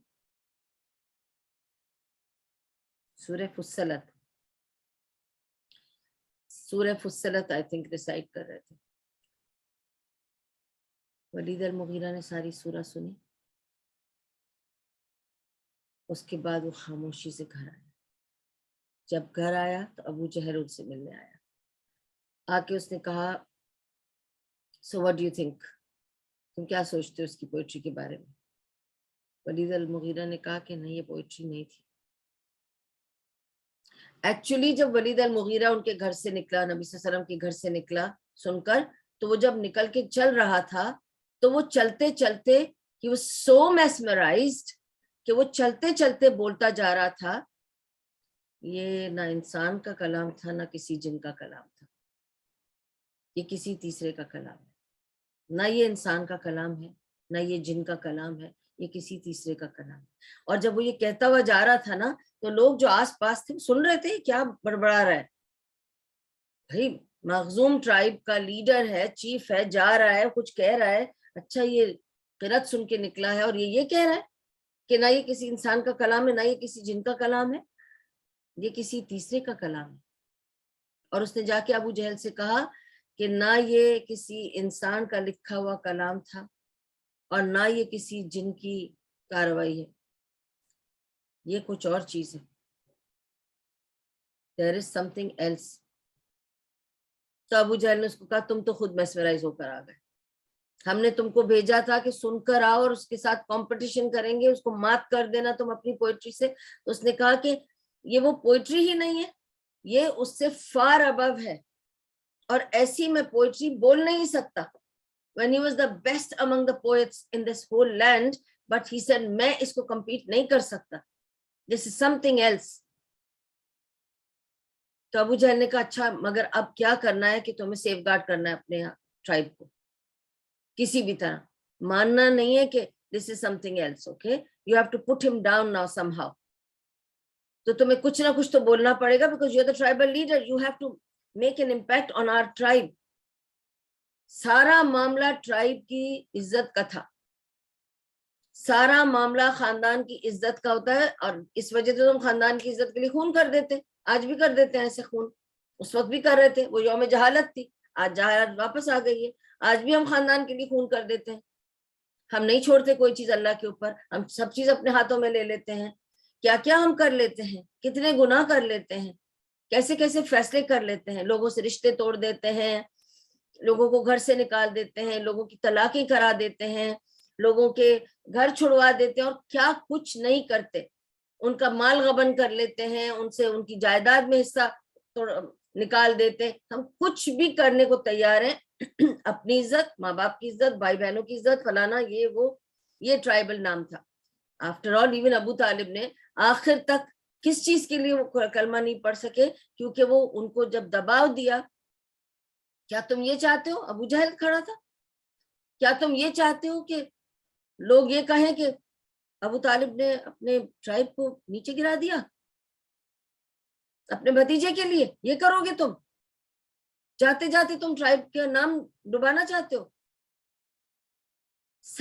same بات. اس نے کہا کہ نہیں، اب تمہیں، کیونکہ لوگوں نے سن لیا ہے. ٹھیک ہے. ہوا یہ تھا، میں آپ کو بتاتی ہوں سٹوری اس طرح سے ہے کہ ہوا یہ تھا کہ جب وہ سن کر انہوں نے جب قرآن سنا تھا ولید المغیرہ نے، تو وہ یہ کہتے ہوئے نکلے وہاں سے کہ یہ انسان اور جن کا کلام نہیں ہے. بھائی نہیں نہیں نہیں، یہ انسان کا کلام جن کا کلام نہیں ہے، یہ کچھ اور چیز ہے، یہ کچھ اور چیز ہے. تو ان کو چھو لیا تھا قرآن کی ریسیٹیشن نے. اور وہ یہ کہتے ہوئے جب جا رہے تھے تو سب سن رہے تھے ان کی بات. اور وہ جب جنہوں نے سنی انہوں نے جا کے ابو جہل کو بلایا. لوگ پہنچے ابو جہل کے پاس اور کہا تم نے کچھ سنا؟ ولید المغیرہ قرآن سننے گیا تھا محمد کے پاس صلی اللہ علیہ وسلم، اور وہ یہ کہتا ہوا نکلا ہے وہاں سے، میں نے خود سنا. دوسرے نے کہا میں نے بھی سنا. تیسرے نے کہا میں نے بھی سنا. وہ یہ کہتا ہوا اپنے گھر گیا ہے. تو ابو جہل نے کہا رکو، میں جاتا ہوں، میں جا کے دیکھتا ہوں ولید المغیرہ کیا کر رہا ہے، کیا کہہ رہا ہے. اور وہ پہنچا اور اس نے پوچھا ولید المغیرہ سے کہ میں کیا سن رہا ہوں، تم گئے تھے یہ سن کر آئے، ہم نے تمہیں اس لیے بھیجا تھا کہ تاکہ تم اس کے ساتھ کمپیٹ کرو، تم یہ کیا کہہ رہے ہو؟ اب تمہیں اس کو بدلنا پڑے گا، کیونکہ now you've spread a rumor in this town that this is not a jinn کلام اور an انسان کلام، it is something superior. اب اس کو بدلنا پڑے گا. سو اب کیا کرنا ہے تمہیں؟ کہنا ہے تم ایسے کرو. اب اس کو سکھا رہے ہیں، سجیسٹ کر رہے ہیں ابو جہل، کہہ رہے ہیں تم ایسے کرو کہ تم ان کو مجنون بلا لو. تو انہوں نے کہا نہیں نہیں، میں مجنون نہیں بلا سکتا نا محمد کو، کیونکہ سب جانتے ہیں کہ وہ مجنون نہیں ہے، سب جانتے ہیں کہ he's been a sane person in the community. میں کیسے بولوں وہ مجنون ہے؟ تو میں ایسے نہیں بول سکتا. تو انہوں نے کہا اچھا ایسے کرو، کیونکہ وہ بہت میسمرائزنگ کلام پڑھتا ہے، تم کہہ دو کہ وہ جادوگر ہے. اس پہ سے اس نے کہا ولید نے کہ نہیں نہیں، میں ایسے کیسے کہہ دوں وہ جادوگر ہے؟ سب کو پتا ہے کہ محمد کو جادو کرنا نہیں آتا، کبھی اس نے پہلے جادو نہیں کیا اور نہ ہی وہ کہیں جادو کرتا پھرتا ہے. تو کچھ کلام پڑھ رہا ہے اور وہ تو کسی کے اوپر جادو نہیں کر رہا. میں ایسی بات نہیں کر سکتا. دیکھیں وہ سردار ہے، he has to be careful what he will say. He cannot just take any suggestion and say it because then he is responsible for what he is saying. اس کو بھی کوئی sane reason بتانی ہے to reject محمد صلی اللہ علیہ وسلم. اس نے کہا نہیں، میں ان کو مجنون بھی نہیں کہہ سکتا، میں ان کو ساحر بھی نہیں کہہ سکتا. اچھا تم ایسے کرو کہ تم یہ کہہ دو کہ اس پر کسی کا جادو کا اثر ہے اور اس کے پاس شیطان آتا ہے. تب بھی ولید نے سوچ کر کہا نہیں نہیں، کیونکہ اگر اس پر جادو ہو تو باقی ٹائم جو ہے وہ جو سین رہتا ہے اور اچھی باتیں کرتا ہے وہ کیسے کرتا ہے؟ جن پر جادو ہو جاتا ہے، جو جادو میں ملوث ہو جاتے ہیں، وہ اس طرح سے تھوڑی ہوتا ہے، پھر ان کے اوپر اثر دکھائی دیتا ہے. تو یہ تو صرف پڑھ رہا ہے نا، اور وہ بھی پوئٹری پڑھ رہا ہے نا، اور اچھی باتیں کر رہا ہے نا، تو ہم کیسے کہہ دیں کہ اس کے اوپر جادو ہے؟ تو میں یہ بھی نہیں کہہ سکتا. اس نے کہا اچھا تب تم ایسے کرو کہ کہو کہ یہ اس کو ہیلوسینیشنز آ رہے ہیں، یہ ڈیلیوڈڈ ہے، اس کو کوئی ذہنی بیماری ہے. تو اس نے کہا نہیں نہیں، پورا وقت وہ سین کام کر رہا ہے، میں سے کیسے کہہ دوں کہ اس کو ذہنی بیماری ہے؟ تو کہا اچھا ایسا تو کہہ دو نا تم کہ وہ جھوٹا ہے، جھوٹ بول رہا ہے. اس پر سے ولید المغیرہ نے کیا جواب دیا ابو جہل کو؟ یا ابا جہل، تم جانتے ہو یار وہ تمہارا رشتہ دار ہے اور تم اچھی طرح سے جانتے ہو اس نے کبھی جھوٹ نہیں بولا. آج تک اس کو صادق اور امین کے القاب دے چکے ہیں لوگ. میں کہاں سے سب کے سامنے کھڑے ہو کے کہوں گا وہ جھوٹا ہے؟ کیا ثبوت دوں گا کہ اس نے کیا جھوٹ بولا ہے؟ میں نہیں بول سکتا. تو اس نے کہا کہ اچھا ٹھیک ہے، تم یہ کہہ دو کہ وہ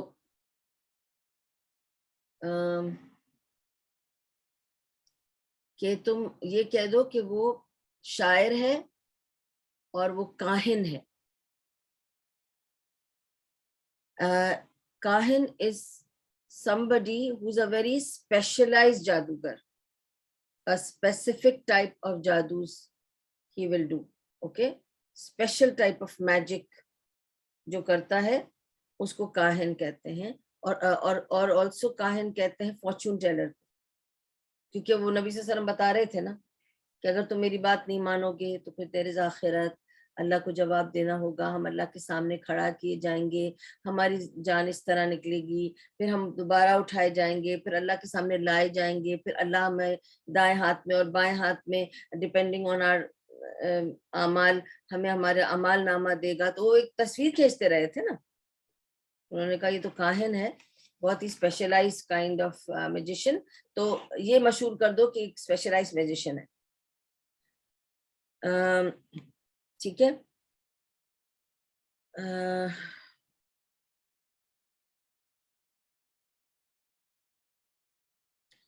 تو ولید المغیرہ نے کہا کہ ٹھیک ہے یہ کرتا ہوں میں۔ تو جب وہ باہر نکلا، لوگوں نے اس کو پوچھا کہ پھر آپ کی کیا رائے ہے، ہم نے سنا آپ نے کہا کہ یہ نہ انسان کا کلام ہے اور نہ جن کا کلام ہے، تو آپ کیا کہنا چاہتے ہیں اس کے بارے میں؟ تو اس نے فوراً کہا کہ نہیں، یہ بہت اسپیشلائز میجک ہے، الگ قسم کا میجک ہے، اور یہ جو ہے نا تھوڑا سا پاگل ہو چکا ہے میجک کی وجہ سے، اس لیے اس طرح کی باتیں کرتا ہے۔ تو یہ جو باتیں نکل رہی ہیں نا، یہ اس میجک کی وجہ سے نکل رہی ہیں، اور وہ کاہن بھی ہے، فارچون ٹیلر ہے، اس لیے وہ آپ کو اگلی پچھلی باتیں بتاتا ہے۔ تو he is got a specialise magic and is a کاہن اور فارچون ٹیلر، اور اس طرح سے اس کے بارے میں بولنے لگ گئے۔ اس کے بعد تو ابو جہل نے اپنے آدمی بٹھائی دیے ساری جگہ، اور وہ ہر ایک کو، ابو جہل اور ابو لہب، ان دونوں کا ایک میجر آبجیکٹو یہ تھا کہ جب لوگ حجاج جیسے ہی آئیں مکہ میں حج کرنے یا پلگرمیج کرنے، ہمیں ان کو سب سے پہلے بتانا ہے کہ ہمارے اس میں مکہ میں ایک پاگل آدمی رہتا ہے، ٹھیک ہے، اس کے پاس اسپیشل میجک پاورز ہیں، اس کے پاس جا کے کبھی بیٹھنا نہیں، اور وہ جو پڑھتا ہے وہ سننا نہیں، وہ سنو گے تو اثر ہو جائے گا تمہیں، اس کے بولنے میں ایک میجک ہے، ایک اسپیشل پاور ہے، اس کا میجک پاور ہے، اس کے پاس بیٹھ کے سننا نہیں، اگر سنو گے تو تم لوگوں کے اوپر وہ جادو کا اثر ہو جائے گا۔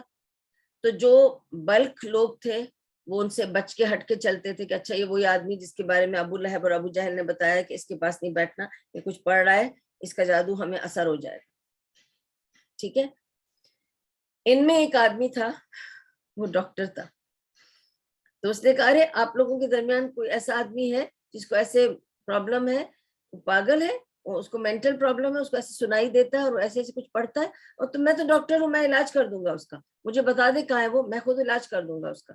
تو وہ جاتا ہے اور نبی صلی اللہ علیہ وسلم کے پاس جا کے کہنے لگتا ہے کہ آپ کو کیا پرابلم ہے، کیا پریشانی ہے، اور مجھے بتائیں کہ آپ کو کیا مسئلہ ہے۔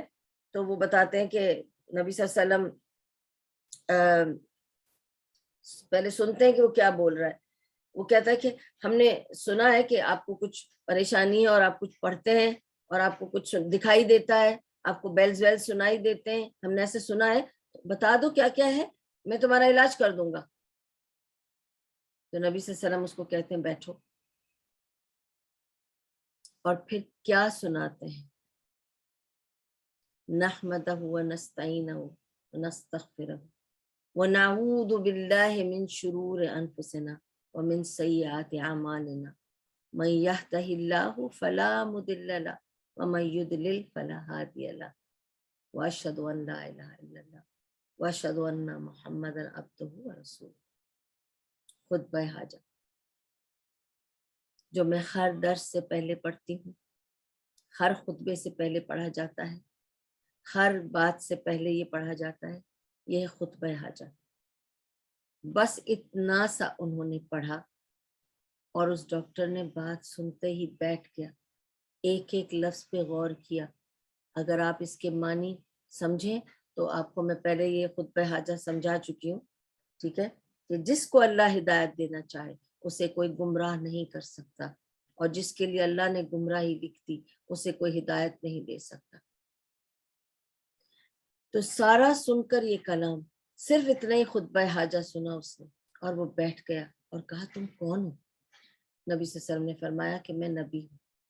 اس نے کہا میں قبول کرتا ہوں، اور وہ اسلام قبول کر کے آ گیا۔ آیا واپس، اس کو پوچھا کہ بھائی تم نے علاج کیا ہمارے بھتیجے کا؟ تو اس نے کہا ارے وہ تو نبی ہے. کہا لو اس کو بھی جادو ہو گیا, اس کو بھی اثر ہو گیا اس کا, یہ بھی گیا.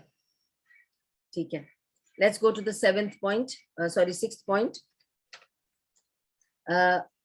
5th point was false accusations. ٹھیک ہے, 6th point is بہت اسٹرینج پوائنٹ ہے. 6 پوائنٹ اس کہ وہ لوگ کیا کرتے تھے کہ نبی صلی اللہ علیہ وسلم سے کہتے تھے کہ ہمیں کوئی معجزہ دکھاؤ. بھائی تم تو نبی ہو, تو نبیوں کو تو معجزے ہونے چاہیے نا, ہمیں کوئی معجزہ دکھاؤ, بس تم کو معجزہ دکھاؤ.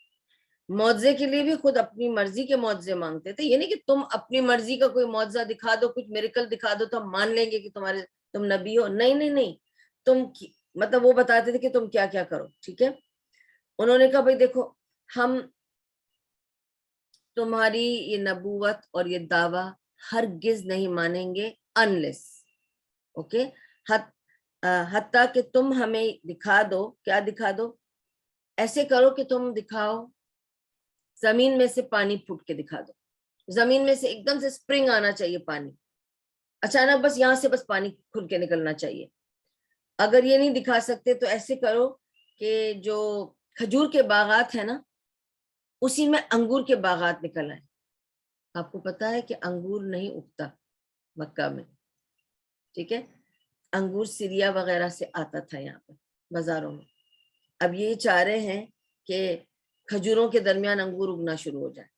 آپ سمجھ رہے ہیں نا وہ کس طرح کے میریکل, تو یہ ہے نا کہ سم تھنگ انہونی سی ہو جائے نا, وہی تو میریکل ہے نا.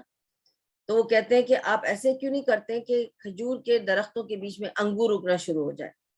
اچھا وہ نہیں کر سکتے تو ایسے کرو کہ بیٹھے بیٹھے اپنے کپڑے بدل کے بتا دو کہ تم دوسرے کپڑوں میں آ جاؤ. You know how the magicians used to do? They're asking him to do like that. Okay. اچھا ایسا نہیں تو ایسے کرو کہ اب تم جو کہتے ہو نا کہ وہ ججمنٹ آئے گی, آخرت ہے, اور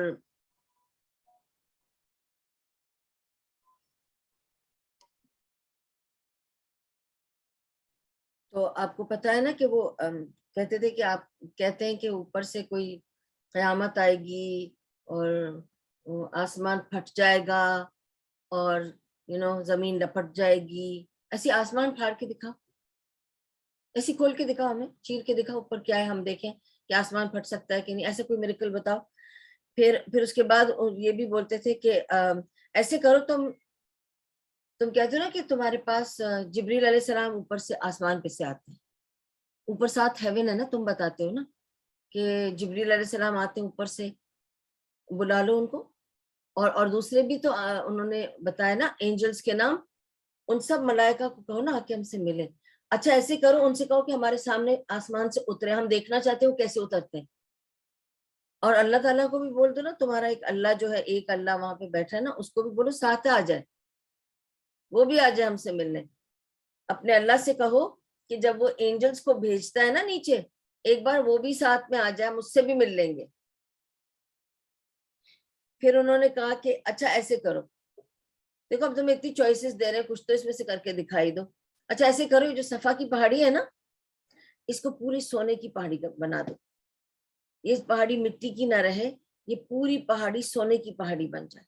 گریڈ بھی تو تھی نا دل میں. اچھا اگر تم اس کو نہیں سونے کی پہاڑی بنا سکتے ہو, تم ایسے کرو کہ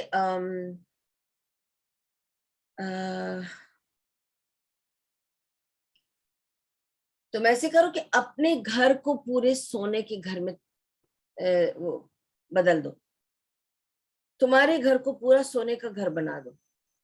اچھا ایسے کرو, تم کہتے ہو کہ یہ کتاب تم پر نازل ہوتی ہے اور یہ کتاب مبین ہے, تو تم ایسے کرو کہ یہ کتاب ہمارے سامنے اترتی ہوئی دکھا دو کہ بس آسمان کھل رہا ہے اور کتاب نیچے آ رہی ہے. ہاں ہم دیکھنا چاہتے ہیں کہ کیسے آتی ہے. اچھا اور پھر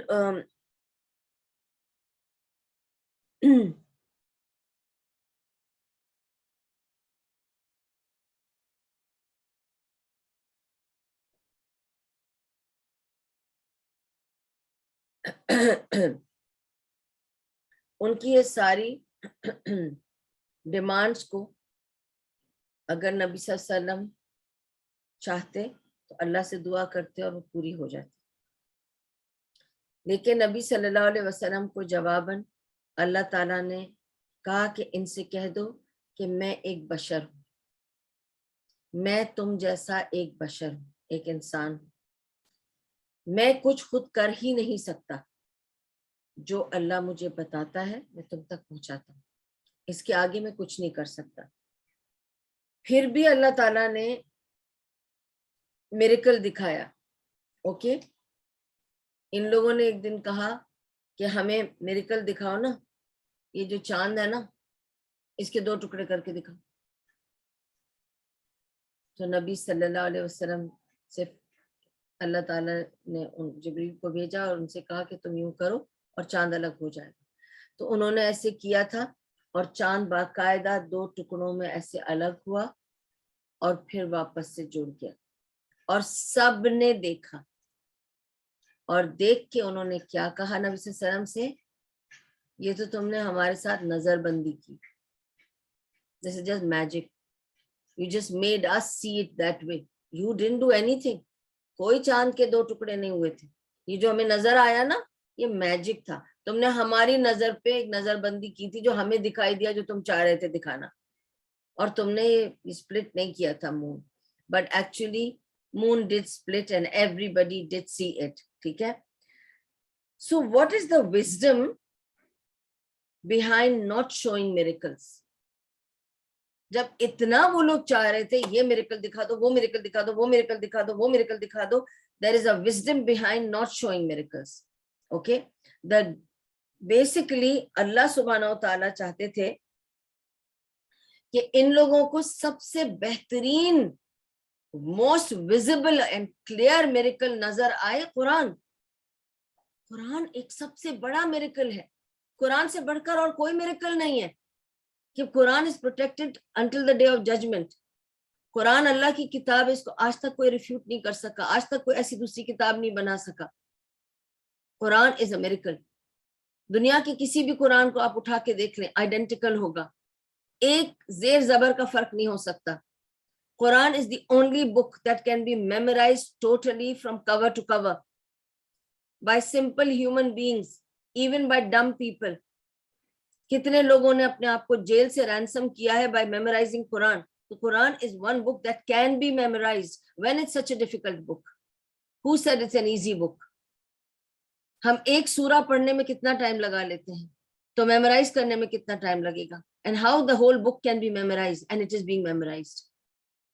ہر دور میں حفاظ رہیں گے۔ اگر میں بتاتی جاؤں تو بہت سارے میریکل ہے، that Quran is a miracle، proof of Quran being the miracle، okay۔ So Allah knows the miracles will not change them no matter how many miracles they see۔ اب مون کو دیکھ لیا سپلٹ ہوتا ہوا تو یقین نہیں کر رہے، کہہ رہے ہیں یہ تو جادو ہے۔ قرآن itself is a miracle کہ ایک آدمی جو illiterate ہے آپ کو آ کر اتنی بہترین پوئٹری سناتا ہے جس کو ولید المغیرہ جیسا ہائیسٹ ٹاپ موسٹ پوئٹ بھی بیٹ نہیں کر سکتا، and yet you say you need a miracle۔ تو تمہارے سامنے تو اللہ بھی آ کے کھڑا ہو جائے گا نا۔ ایک جگہ اللہ نے لکھا ہے قرآن میں کہ ان کو میں فرشتے ان کے سامنے بھی اتار دوں اور یہ کتاب ان کے سامنے اتار دوں، میں خود آ کر ان کے سامنے کھڑا ہو جاؤں، اے محمد یہ مان کے نہیں دیں گے تو میں انہیں چھوڑ دو، ان کے حال پر انہیں چھوڑ دو، کیونکہ جنہیں نہیں ماننا ہے وہ صرف پروف مانگتے رہیں گے، مانیں گے تب بھی نہیں، اور جن کو ماننا ہے ان کو ایک بات دل پہ لگ گئی وہ مان لیں گے، وہ سارا وقت پروف نہیں ڈھونڈتے رہیں گے، ایک کے بعد ایک کے بعد ایک اور ایک اور ایک اور۔ یہ جو ایک اور مانگنے والے ہیں نا، یہ ماننے والے نہیں ہیں، یہ صرف for the sake of evidence collecting they will collect just to compete but they have no interest in following you, no interest in accepting you، ٹھیک ہے۔ اور دوسری reason for wisdom behind not showing miracles, یہ پہلا wisdom بتایا of not showing miracles, دوسرا wisdom تھا of not showing miracles was because اللہ is not petty, he is not going to just go by your whims and fancies. اچھا اب کیا بول رہے ہیں تمہارے لوگ، اب کیا مانگ رہے ہیں، تو اب میں یہ دے دوں، اب یہ میریکل دے دوں، اب یہ دکھا دوں، اب یہ کر دوں، ایسا نہیں ہے، ٹھیک ہے۔ Allah has given enough signs. Okay. تیسری ریزن یہ تھی کہ when Allah subhanahu wa ta'ala takes the challenge, it is conditional. یاد رکھیں, if Allah subhanahu wa ta'ala, you're challenging Allah subhanahu wa ta'ala, کیا آپ یہ کر کے دکھا سکتے ہیں, آپ کیا وہ کر کے دکھا سکتے ہیں. پچھلی قوموں میں کیا ہوا, شعیب علیہ السلام سے کہا نا, یہ تم ایسے کر سکتے ہو کہ جو پہاڑی ہے اس پہاڑی میں سے اونٹنی نکلے, اور اونٹنی ہو, اونٹ نہ ہو, اور اونٹنی پریگننٹ ہو, اباؤٹ ٹو ڈیلیور جیسی. اب آپ سوچیں کتنا اسپیسیفک ڈیمانڈ ہے یہ. پہاڑ کے اندر سے نکلے, بیچوں بیچ میں سے, وہ بھی اونٹ نہ ہو, اونٹنی ہو, اور اونٹنی بھی کیسی ہو, پریگننٹ ہو. یعنی حد ہے کہ نہیں ہے. اینڈ اس کے باوجود انہوں نے, ان کے نبی نے دعا کی اور ایسی اونٹنی پہاڑ کے بیچ میں سے نکلی. لیکن کنڈیشنل تھا یہ. جب اللہ takes the challenge of the نبی, کے نبی کو یہ چیلنج دیا گیا ہے کہ اللہ کو چیلنج کر رہے ہیں, اس کی اتھارٹی کو چیلنج کر رہے ہیں, اس کے میریکلز کو چیلنج کر رہے ہیں, تو اللہ میریکل دکھا سکتا ہے, لیکن کنڈیشنل ہوتا ہے. Every miracle when Allah takes it as a condition, as a challenge, it's conditional. کیا کنڈیشن ہوتی ہے؟ اللہ تعالیٰ کی کنڈیشن یہ ہوتی ہے کہ اگر میں نے یہ میریکل دکھا دیا, اس کے بعد نہ کرنے کی چانس ختم, بیکاز اب آپ نے میریکل اپنی آنکھوں سے دیکھ لیا ہے. آپ نے میریکل مانگا, میں نے دکھایا. اب اگر آپ ریفیوز کرو گے تو پھر قہر آئے گا اللہ کے پاس سے, پھر عذاب آئے گا, پھر تم مٹا دیے جاؤ گے, پھر تم بربادی پہ آ جاؤ گے, پھر میں تم کو پیرش کر دوں گا جیسے میں نے پچھلی نسلوں کو کیا. تو تم سوچ لو.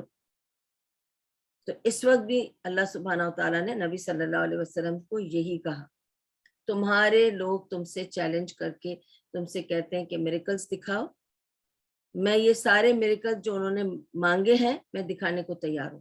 میں تمہیں اس کی پاورز دے سکتا ہوں, اور میں یہ سارے میریکلز تمہیں پرفارم کرنے دے سکتا ہوں, تمہیں حکم دے سکتا ہوں کہ جاؤ ان کو بلاؤ اور یہ میریکلز دکھا دو. میں تمہیں وہ پاورز دے سکتا ہوں, مگر ایک کنڈیشن ہے. After this, don't ask me to forgive your people if they don't accept you. Then I will perish all of them. Or you have a choice. کہ ان کو کہہ دو کہ تم ایک بنی بشر ہو, تم صرف اللہ کے حکم کی پیروی کرتے ہو, تم اپنی طرف سے معجزے نہیں دکھا سکتے. اگر یہ آپشن لوگے تو شاید کہ ان میں سے کچھ لوگوں کو بعد میں ہدایت آ جائے اور یہ اسلام کو اور تم کو قبول کر لیں. ورنہ میں میریکل دکھاؤں گا اور قبول نہیں کیا تو سب کو میں نیست و نابود کر دوں گا. تو نبی صلی اللہ علیہ وسلم opted the second option کہ چھوڑ دیں, میریکل نہیں دکھاتے ہیں ان کو آہستہ آہستہ لائن پہ آنے دیں, ہو سکتا ہے ان میں سے لوگ ایکسیپٹ کریں اسلام اور واپس آ جائیں اس طرف. تو انہوں نے اس وجہ سے this was another wisdom why the miracles were not shown.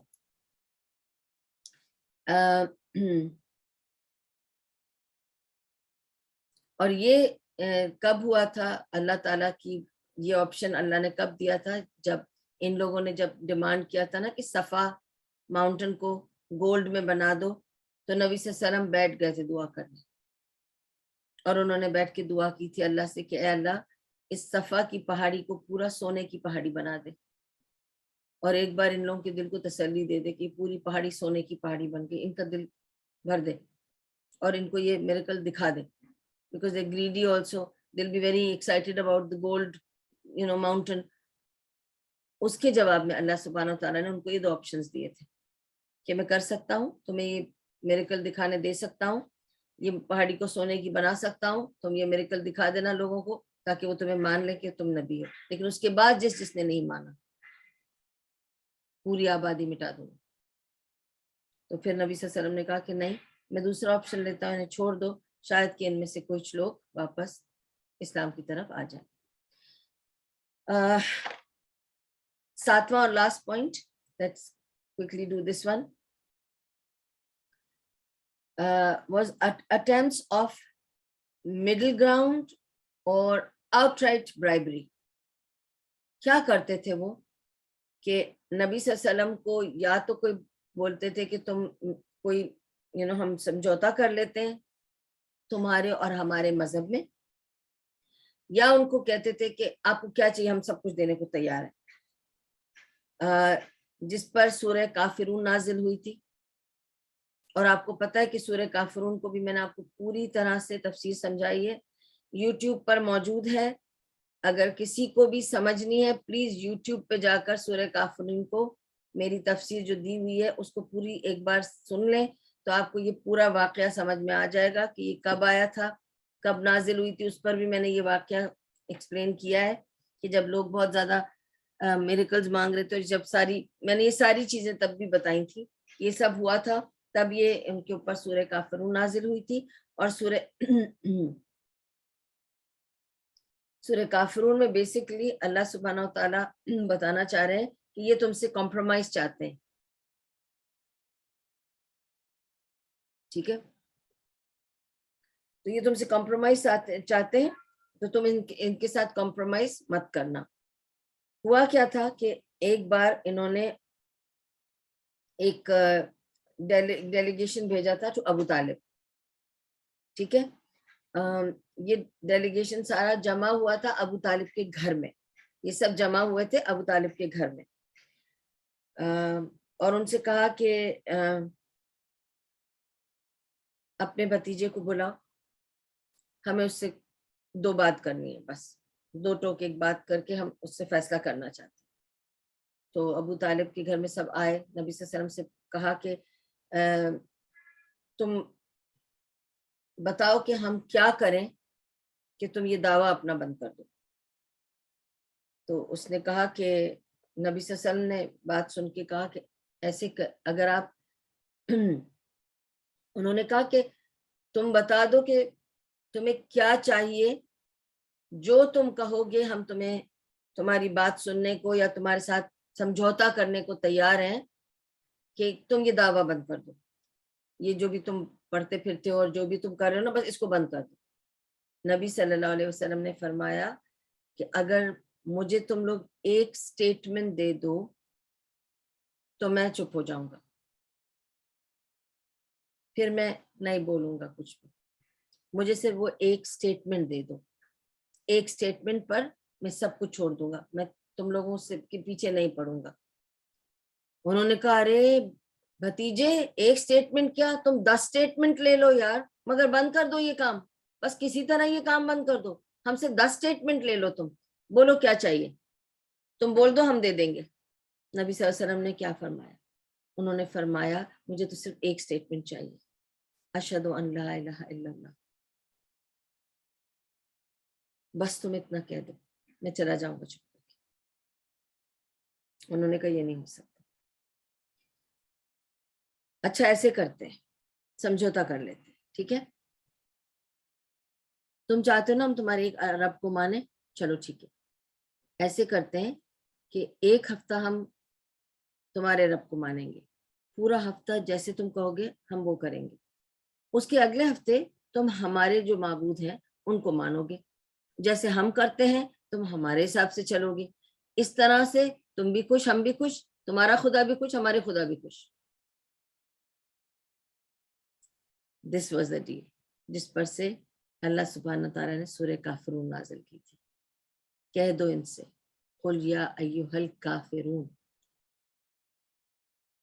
کہہ دو ان کافروں سے لا اعبد ما تعبدون، میں نہیں عبادت کرتا جن کی تم عبادت کرتے ہو، ولا انتم عابدون ما اعبد، اور جن کو تم مانتے ہو میں ان کو نہیں مانتا، اور جن کو میں مانتا ہوں ان کو تم نہیں مانتے. لکم دینکم ولی دین، تمہارے پاس تمہارا دین میرے پاس میرا دین. اس کو ہم مکس نہیں کر سکتے. یہ جو لوگ سمجھتے ہیں نا کہ بہت سمجھوتا کر کے 2 دین ملا کے رہ سکتے ہیں، تھوڑا تھوڑا یہ تھوڑا تھوڑا وہ، ایسا نہیں ہوتا ہے. قرآن میں لکھا ہے ایسا نہیں ہو سکتا. سورہ حج میں اللہ سبحانہ و تعالیٰ کہتا ہے یا پورے کے پورے دین کے اندر آ جاؤ اور get out. Allah doesn't want people who are on the border line. ایک پیر اسلام میں ایک پیر اسلام کے باہر, ایسا نہیں چلے گا. اس کو ریجیکٹ کیا اللہ تعالیٰ نے, اس کو ایکسیپٹ نہیں کیا اللہ تعالیٰ نے. یا تم پورے اسلام میں آ جاؤ یا پورے اسلام سے باہر چلے جاؤ. You can't just go on playing with this, toying between on a borderline. میں تھوڑا تھوڑا مسلم ہوں, میں تھوڑا تھوڑا کرسچن ہوں, میں تھوڑا تھوڑا فلانا ہوں ڈھمکا, ایسے نہیں ہو سکتا. ٹھیک ہے. عتبہ بن ربی جو تھے, he was the uncle of رسول اللہ صلی اللہ علیہ وسلم. ٹھیک ہے, ان کے چچا تھے. اور رسول اللہ صلی اللہ علیہ وسلم اوکے نے ان کو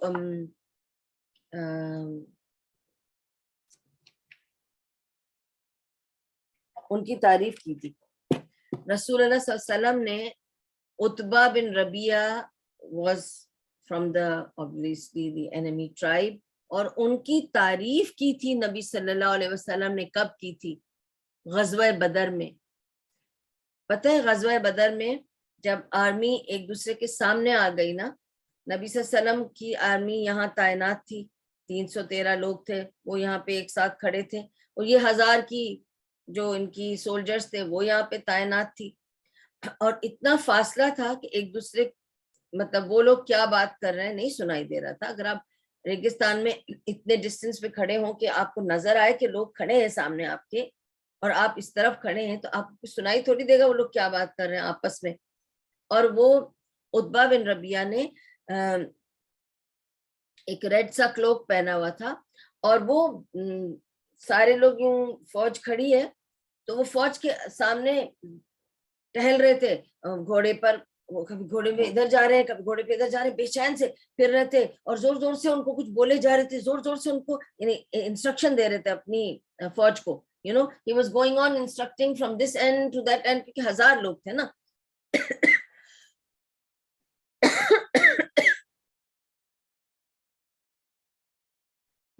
تو وہ بولے جا رہے تھے. ٹھیک ہے, رسول اللہ صلی اللہ علیہ وسلم تو سن بھی نہیں سکتے تھے کہ وہ کیا بول رہے ہیں. فائٹنگ انسٹرکشن دے رہے ہیں کہ ان کو کہہ رہے ہیں ٹھیک سے لڑنا, سب کو مار دینا, کیا کہہ رہے ہیں. لیکن نبی صلی اللہ علیہ وسلم نے کیا فرمایا, وہ جو ریڈ کیمل والا ہے نا, جو دوڑ دوڑ کے اپنی فوج سے بات کر رہا ہے نا, اس فوج کو ان کی بات سن لینی چاہیے. وہ وائز آدمی ہے, وہ بہت صحیح بات کہہ رہا ہے ان سے. اگر ان لوگوں نے اس کی بات مان لی تو سب کی خیر ہو جائے گی. اور عتبہ بن ربیہ وہی آدمی ہے, وہی بزرگ آدمی ہے, وہی وائز آدمی ہے جس نے سارے ٹرائبل لیڈرز کو کہا تھا لڑو مت, حجر اسود کون لگائے گا کعبے پر. یہ میری رائے ہے کہ ایسے کرو, جاؤ اپنے اپنے گھر سو جاؤ, کل صبح دیکھو آ کر جو سب سے پہلے انٹر ہوگا حجر اسود وہ لگائے گا. تب بھی it was عتبہ bin Rabia. He was a very wise man. Later on it was found what was this man saying to the group. When they all got together later on after the war was over, they found out somebody asked کہ نبی صلی اللہ علیہ وسلم نے عتبہ بن ربیہ کی تعریف کی تھی کہ وہ بہت وائز مین ہے, اگر اس کی بات ان کی فوج نے سن لی تو وہ بچ جائے گی. تو کیا کہہ رہا تھا وہ اس وقت دوڑ دوڑ کے آپ لوگوں سے کیمل پہ بیٹھا؟ تو اس وقت ان کو یہ بتایا گیا تھا کہ اس وقت عتبہ بن ربیہ ان سب سے کہہ رہے تھے, ڈانٹ رہے تھے, دیکھو میں بڑا ہوں, بزرگ ہوں تم لوگوں کے بیچ میں تم لوگوں کو تاکید کرتا ہوں, کیا کرو گے تم, کس سے لڑنے جا رہے ہو تم, ان لوگوں سے لڑنے جا رہے ہو, یہ کون ہے, ان میں کوئی تمہارا بھائی ہے, کوئی تمہارا باپ ہے, کوئی تمہارا بیٹا ہے, یہ تمہارے اپنے خاندان والے ہیں, تو اپنے والوں کو مارو گے, کس کی جیت ہوگی, کس کی جیت ہوگی. اسی طرح انہوں نے کہا تھا کس کی جیت ہوگی, باپ بیٹے کو مارے گا, بیٹا باپ کو مارے گا, کس کی جیت ہوگی. آپ کو پتا ہے کہ ابو بکر صدیق اس طرف تھے اور ان کا بیٹا اس طرف تھا غزوہ بدر میں, جس کے لیے کہا تھا ابو بکر صدیق کو ان کے بیٹے نے کہا تھا نا کہ بابا اچھا ہوا کہ میں آپ کے مقابل نہیں آیا غزوہ بدر میں, ورنہ میں آپ کو مار نہیں پاتا. تو ابو بکر صدیق نے کیا جواب دیا تھا, ابو بکر صدیق رضی اللہ عنہ نے اپنے بیٹے کو یہ جواب دیا تھا کہ اچھا ہوا تم میرے سامنے نہیں آئے، ورنہ میں تمہیں چھوڑتا کبھی نہیں، میں تو تمہیں مار دیتا، تم تو بچ گئے جو میرے سامنے نہیں آئے۔ یہ تھا باپ اور بیٹے والی جنگ ہو رہی تھی۔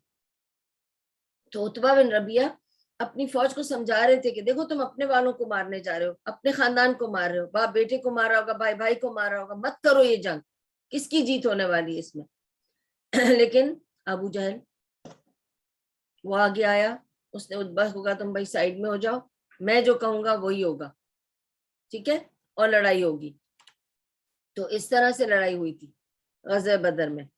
اور just to let you know as a footnote کہ اسی غزوہ بدر میں عتبہ بن ربیعہ اور اس کے بیٹے سب مارے گئے تھے اسی غزوہ بدر میں۔ اچھا سوری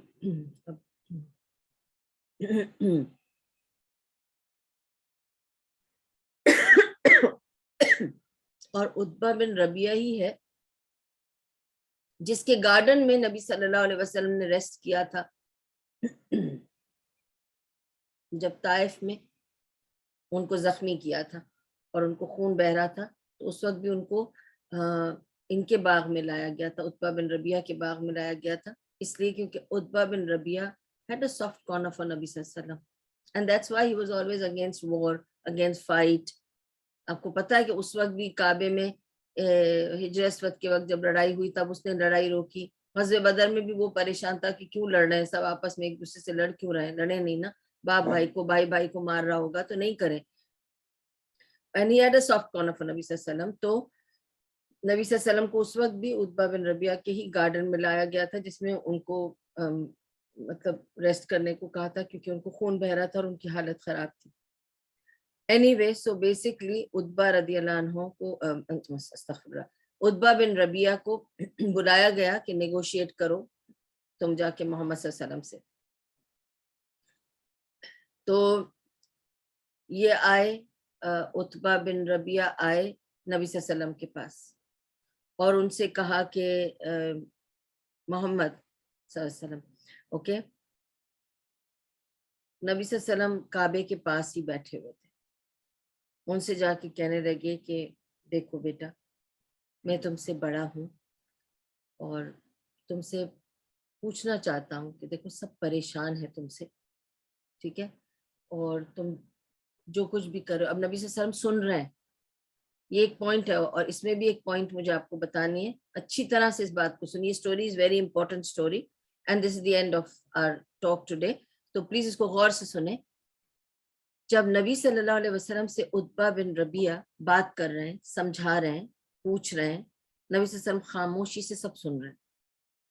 انہوں نے کہا عتبہ بن ربیعہ نے، دیکھو بیٹا تم سے سب پریشان ہیں، کوئی تم کو ایکسیپٹ کرنا نہیں چاہ رہا ہے، اور تم نے دیکھو بانٹ دیا ہے پورے قبیلوں کو، کچھ تمہارے کو فالو کر رہے ہیں، کچھ تمہیں فالو نہیں کر رہے ہیں، تو جو تمہیں نہیں فالو کر رہے ہیں وہ ایک گروپ بن گیا ہے جو تمہیں مارنا چاہتے ہیں اور تم کو ہٹانا چاہتے ہیں، اور ایک گروپ ہے جو تمہیں فالو کرتا ہے، وہ لوگ بھی شدت پکڑ رہے ہیں اور آپس میں ایک دوسرے کے دشمن بن رہے ہیں، تو دیکھو تم ہمیں بتاؤ تم چاہتے کیا ہو؟ اگر تو دیکھو نا تم چاہتے ہو کہ اگر تم مال دولت چاہتے ہو اس کے لیے کر رہے ہو تو واللہ تم صرف ایک دفعہ کہہ دو کہ تمہیں مال چاہیے، ہم سارے ٹرائبل لیڈرز اکٹھے ہو کر اتنا تمہارے لیے مال جمع کر کے تمہارے ہاتھ میں رکھ دیں گے کہ تم اس دنیا کے سب سے امیر آدمی بن جاؤ گے، اس جگہ کے جو بھی قبیلوں کے، ہمارے اس ایریا کے، ریجن کے سب سے امیر آدمی بن جاؤ گے، تم صرف حکم کر دو کہ یہ تم چاہ رہے ہو، اگر تمہیں دولت مال چاہیے ہم تمہیں مالدار بنا دیں، ایسا مالدار تمہارے سے بڑھ کے کوئی مالدار نہیں ہوگا۔ اگر تم پاور اور اتھارٹی چاہتے ہو، تم چاہتے ہو کہ تمہیں اتھارٹی مل جائے، پاور مل جائے، اس لیے تم اپنے آپ کو نبی کہلا رہے ہو، because you are looking for ruling people, اور پاور اور اتھارٹی چاہتے ہو، تو تم صرف حکم کر دو۔ اب تک اس حجاز میں کسی نے بادشاہت نہیں کی ہے، لیکن ہم تمہیں بادشاہ بنا دیں گے. تمہیں صرف رولر نہیں بنائیں گے, تمہیں صرف governor, minister, president, prime minister نہیں بنائیں گے, ہم تو تمہیں بادشاہ بنا دیں گے. تمہیں بادشاہ بنائیں گے اور ہم سب تمہارے انڈر آ جائیں گے کہ تم رول کرو. ٹھیک ہے, اگر تم کو پاور اور اتھارٹی چاہیے, ہم تمہیں فل پاور اور اتھارٹی دینے کو تیار ہیں. اور اگر تم کو عورت میں انٹرسٹ ہے, اگر تم یہ سب کر رہے ہو تاکہ تم کو عورتیں مل جائیں, تو تم حکم کر دو. ساری عورتیں تمہارے سامنے حاضر ہیں, تم بس بتا دو کہ کس عورت کو تمہیں کتنی عورتیں, کون کون سی عورتیں چاہیے, کیونکہ اس زمانے میں تو ایک شادی تو ہوتی نہیں تھی, ڈھیروں شادیاں ہوتی تھی. ٹھیک ہے, تم بتا دو کہ تمہیں کتنی عورتیں چاہیے, کون کون سی عورتیں چاہیے, تم صرف مارک کر کے دے دو, ہم ساری عورتوں کو تمہارے لیے حاضر کر دیں گے. بٹ ہمارے ان بتوں کو, بت پوجا کو, ہماری ان چیزوں کو چھوڑ دو. تم کیا چاہتے ہو بس چھوڑ دو. کہتے گئے. نبی صلی اللہ علیہ وسلم خاموشی سے سنتے رہے. جب وہ کہہ کے بند کیا انہوں نے, تو نبی صلی اللہ علیہ وسلم نے ان سے پوچھا, بس آپ نے جو کہنا تھا کہہ دیا؟ انہوں نے کہا, اب تم بتاؤ کہ تم کیا چاہتے. نبی صلی اللہ علیہ وسلم نے سورہ فصلت پوری ریسائٹ کی. حامیم ذالک الکتاب المبین. اور جو سورہ فصلت کی آیتیں ہیں, ہم سورہ فصلت کی کچھ آیتوں کے ترجمے کے ساتھ اپنے نیکسٹ ویک کو سٹارٹ کریں گے, to continue the story and to explain to you what impact it had on Utbah bin Rabi'a. After listening to Surah Fussilat, he came back to Abu Jahl and he said, اس آدمی کو چھوڑ دو, اس کو اس کے حال پہ خدا کے لیے چھوڑ دو, اس کو کوئی کچھ مت کرے, اس کو چھوڑ دو, اس کو کوئی نہ مارنے کی کوشش کرنا پلیز, اور کسی اور کو مارنے دو. تم اس کو مار کے اپنے اوپر بلیم مت لو. ابو جہل بات سنو, اور کسی کو یہ برا لگے گا نا, کسی اور قبیلے کو جا کے مار لینے دو, ہم لوگ, یہ ہمارا بندہ ہے. کیوں تم نے نہیں سمجھتے کہ اگر اس کی وکٹری ہوگی کل کو, واقعی وہ نبی نکلا اور واقعی اس کی اگر جیت ہو گئی تو ہم سب کی جیت ہے اس کے پیچھے, تو ہم اس کو, اور اگر وہ واقعی نبی نکلا اور ہم نے اس کو کہیں مار وار دیا تو ہم سب مارے جائیں گے. تم سمجھتے کیوں نہیں ہو؟ اس نے کہا, لو تم بھی میسمرائز ہو گئے, تم بھی گئے. ٹھیک ہے, سورہ فصلت میں کیا کہا, یہ کیا امپیکٹ تھا, وہ آپ کو بتاؤں گی. اور یہاں جو میں کہتی, غور سے سنیے اسٹوری کو, ایک نقطہ پیش کروں گی, وہ یہ ہے کہ یہ ایک اور بہت بڑی نبی صلی اللہ علیہ وسلم کی کیریکٹرسٹک میں ایک عادت ہے جو ہم لوگوں میں اب نہیں رہی ہے, زیادہ تر لوگوں میں نہیں ہے. خاموشی سے نہیں سنتے جب کوئی بولتا ہے, ہم اوپر چڑھ کے بولنے کی کوشش کرتے ہیں. لوگوں کو سننے کی عادت نہیں رہی, انٹرپٹ کرنے کی عادت ہو چکی ہے. کوئی بھی ہم کسی کی بات پوری سننا نہیں چاہتے. جب کوئی کچھ بولتا ہے ہم اس کو آگے سے چڑھ کر, اس کے اوپر چڑھ کر, اس کی بات کو کاٹ کے بات کرنا چاہتے ہیں, which is bad manners. ہمیں نبی صلی اللہ علیہ وسلم سے یہ مینرزم ملتا ہے کہ جب ان سے کوئی غلط بات کر رہا تھا, پہلی دفعہ میں ہی وہ ٹوک دیتے, بھئی آپ کیوں آئے, مجھے تو کچھ چاہیے ہی نہیں آپ سے. اب آپ کہیں گے یہ چاہیے وہ چاہیے. ابھی آپ نے بات شروع کی نا کہ آپ کو اگر تمہیں ویلتھ چاہیے تو ہم ویلتھ دیں گے, وہ وہیں سے کاٹ دیتے انہیں کہ بھئی سنیں, آپ یہی رک جائیں, آگے نہیں لمبی بات کریں. آپ نیکسٹ بولیں گے ویلتھ چاہیے, پاور چاہیے, عورت چاہیے, فلانا چاہیے. مجھے کچھ نہیں چاہیے کہہ سکتے تھے نا. انہوں نے ساری بات سنی, کہہ لینے دو, یہ کچھ کہنے آیا نا, پوری بات اس کو کہہ لینے دو. جب یہ کہہ چکے پھر میں اپنا جواب دوں. ہم ہمیشہ جلدی میں ہوتے ہیں لوگوں کو جواب دینے کے لیے. ہم لوگوں کو کاٹ کے ان سے بات کرتے ہیں اور پھر انہیں بات کرنے نہیں دیتے کہ جو میں نے کہا وہ فائنل لکیر ہے, اس کے بعد کچھ بات نہیں کرنا. میں اپنی ساری بات سنا دوں گا اور تم سے کچھ نہیں سنوں گا. ایسے نہیں ہونا چاہیے. آپ نے بات کہی, پوری سنی, اب اگلا جب کہے گا وہ بھی پوری سننی ہوگی. اس میں بحث نہیں ہوتی, اس میں ایک دوسرے سے ٹکراؤ نہیں ہوتا, اور سکون سے بات کرنے ملتا ہے. لوگ لاؤڈ کب بات کرتے ہیں؟ جب ایک دوسرے کے اوپر آواز اٹھانی ہوتی ہے تو ایک دوسرے سے آوازیں اٹھ جاتی ہیں کہ اگر میں آپ سے کچھ کہہ رہی ہوں، اگر آپ کو میرے اوپر کچھ کہنا ہے تو مجھ سے تھوڑا لاؤڈ کہنا پڑے گا تاکہ میری آواز دب کے آپ کی آواز سنائی دے دے. پھر میں آپ سے لاؤڈ کہوں گی آپ کے دبانے کی، پھر آپ اس سے لاؤڈ کریں گے، ہم چیخ رہے ہوں گے دونوں. اس طرح argument becomes like a fiery session of arguments and it can only end up badly. تو سننے والے بنے اور لوگوں کو انٹرپٹ نہ کریں. جب کوئی کچھ کہہ رہا ہو اس کی پوری بات سنیں، چاہے آپ کو لگے بالکل بیکار بات ہے. یہ یہاں سے ہمیں یہ سبق ملتا ہے. وآخر دعواہم ان الحمد للہ رب العالمین. جو کچھ بھی یہاں سنا گیا اور میں نے آپ کو سنایا، اس میں سے جو کچھ بھی بھلا اور فائدے مند تھا، صحیح تھا، وہ سب اللہ کی طرف سے تھا. اللہ ہمیں بہتر کام کرنے کی توفیق عطا کرے، اس کے بدلے ہر خیر عطا کرے اور شر سے بچائے. اور اگر اس میں کوئی بھول چوک تھی تو وہ میری کمزوری ہے. اللہ تعالیٰ مجھے بہتر کام کرنے کی توفیق عطا فرمائے. یا شیطان کا فتنہ ہے، اللہ ہمیں شیطان کے فتنے سے دور رکھے. اور اللہ تعالیٰ آپ لوگوں کا سب کا، جو ابھی سن رہے ہیں، جو بعد میں سنتے ہیں یوٹیوب پہ جا کر، جو بھی سن رہے ہیں، اللہ تعالیٰ ہم سب کو قرآن کا پڑھنے سمجھنے والا اور اس پر عمل کرنے والا بنائے. اور جو کچھ بھی ہم پڑھیں سمجھے ہمیں یاد کرا دے اور عمل آسان کر دے. اور اللہ تعالیٰ ہمیں بہترین توفیق عطا فرمائے اور رسول اللہ صلی اللہ علیہ وسلم کی اسوہ حسنہ پر عمل کرنے کے لیے توفیق عطا کرے. سبحان اللہ و بحمدہ، سبحانک اللہم و بحمدک، نشہد ان لا الہ الا انت، نستغفرک و نتوب الیک. آمین یا رب، آمین یا رب. جتنے لوگ بیمار ہیں اللہ تعالیٰ ان کو شفائے کاملہ و عاجلہ عطا فرمائے. اور جتنے لوگ پریشانی میں، مشکل میں ہیں، اللہ ان کی ہر پریشانی، مشکل، تکلیف، ہر چیز کو دور کر دے. جو رزق و روزی کی تلاش میں اللہ تعالیٰ ان کے لیے رزق و روزی کی بہترین دروازے کھول دے رب العالمین، اور خیر و عافیت عطا فرمائے. اور اللہ ہر ایک کی مراد، ان کی دلی خواہشات اللہ تعالیٰ پوری کرے. ربنا تقبل منا انک انت السمیع العلیم وتب علینا انک انت التواب الرحیم برحمتک یا ارحم الراحمین برحمتک یا ارحم الراحمین برحمتک یا ارحم الراحمین. وصلی اللہ تعالی علی خیر خلقہ محمد وعلی آلہ وصحبہ اجمعین.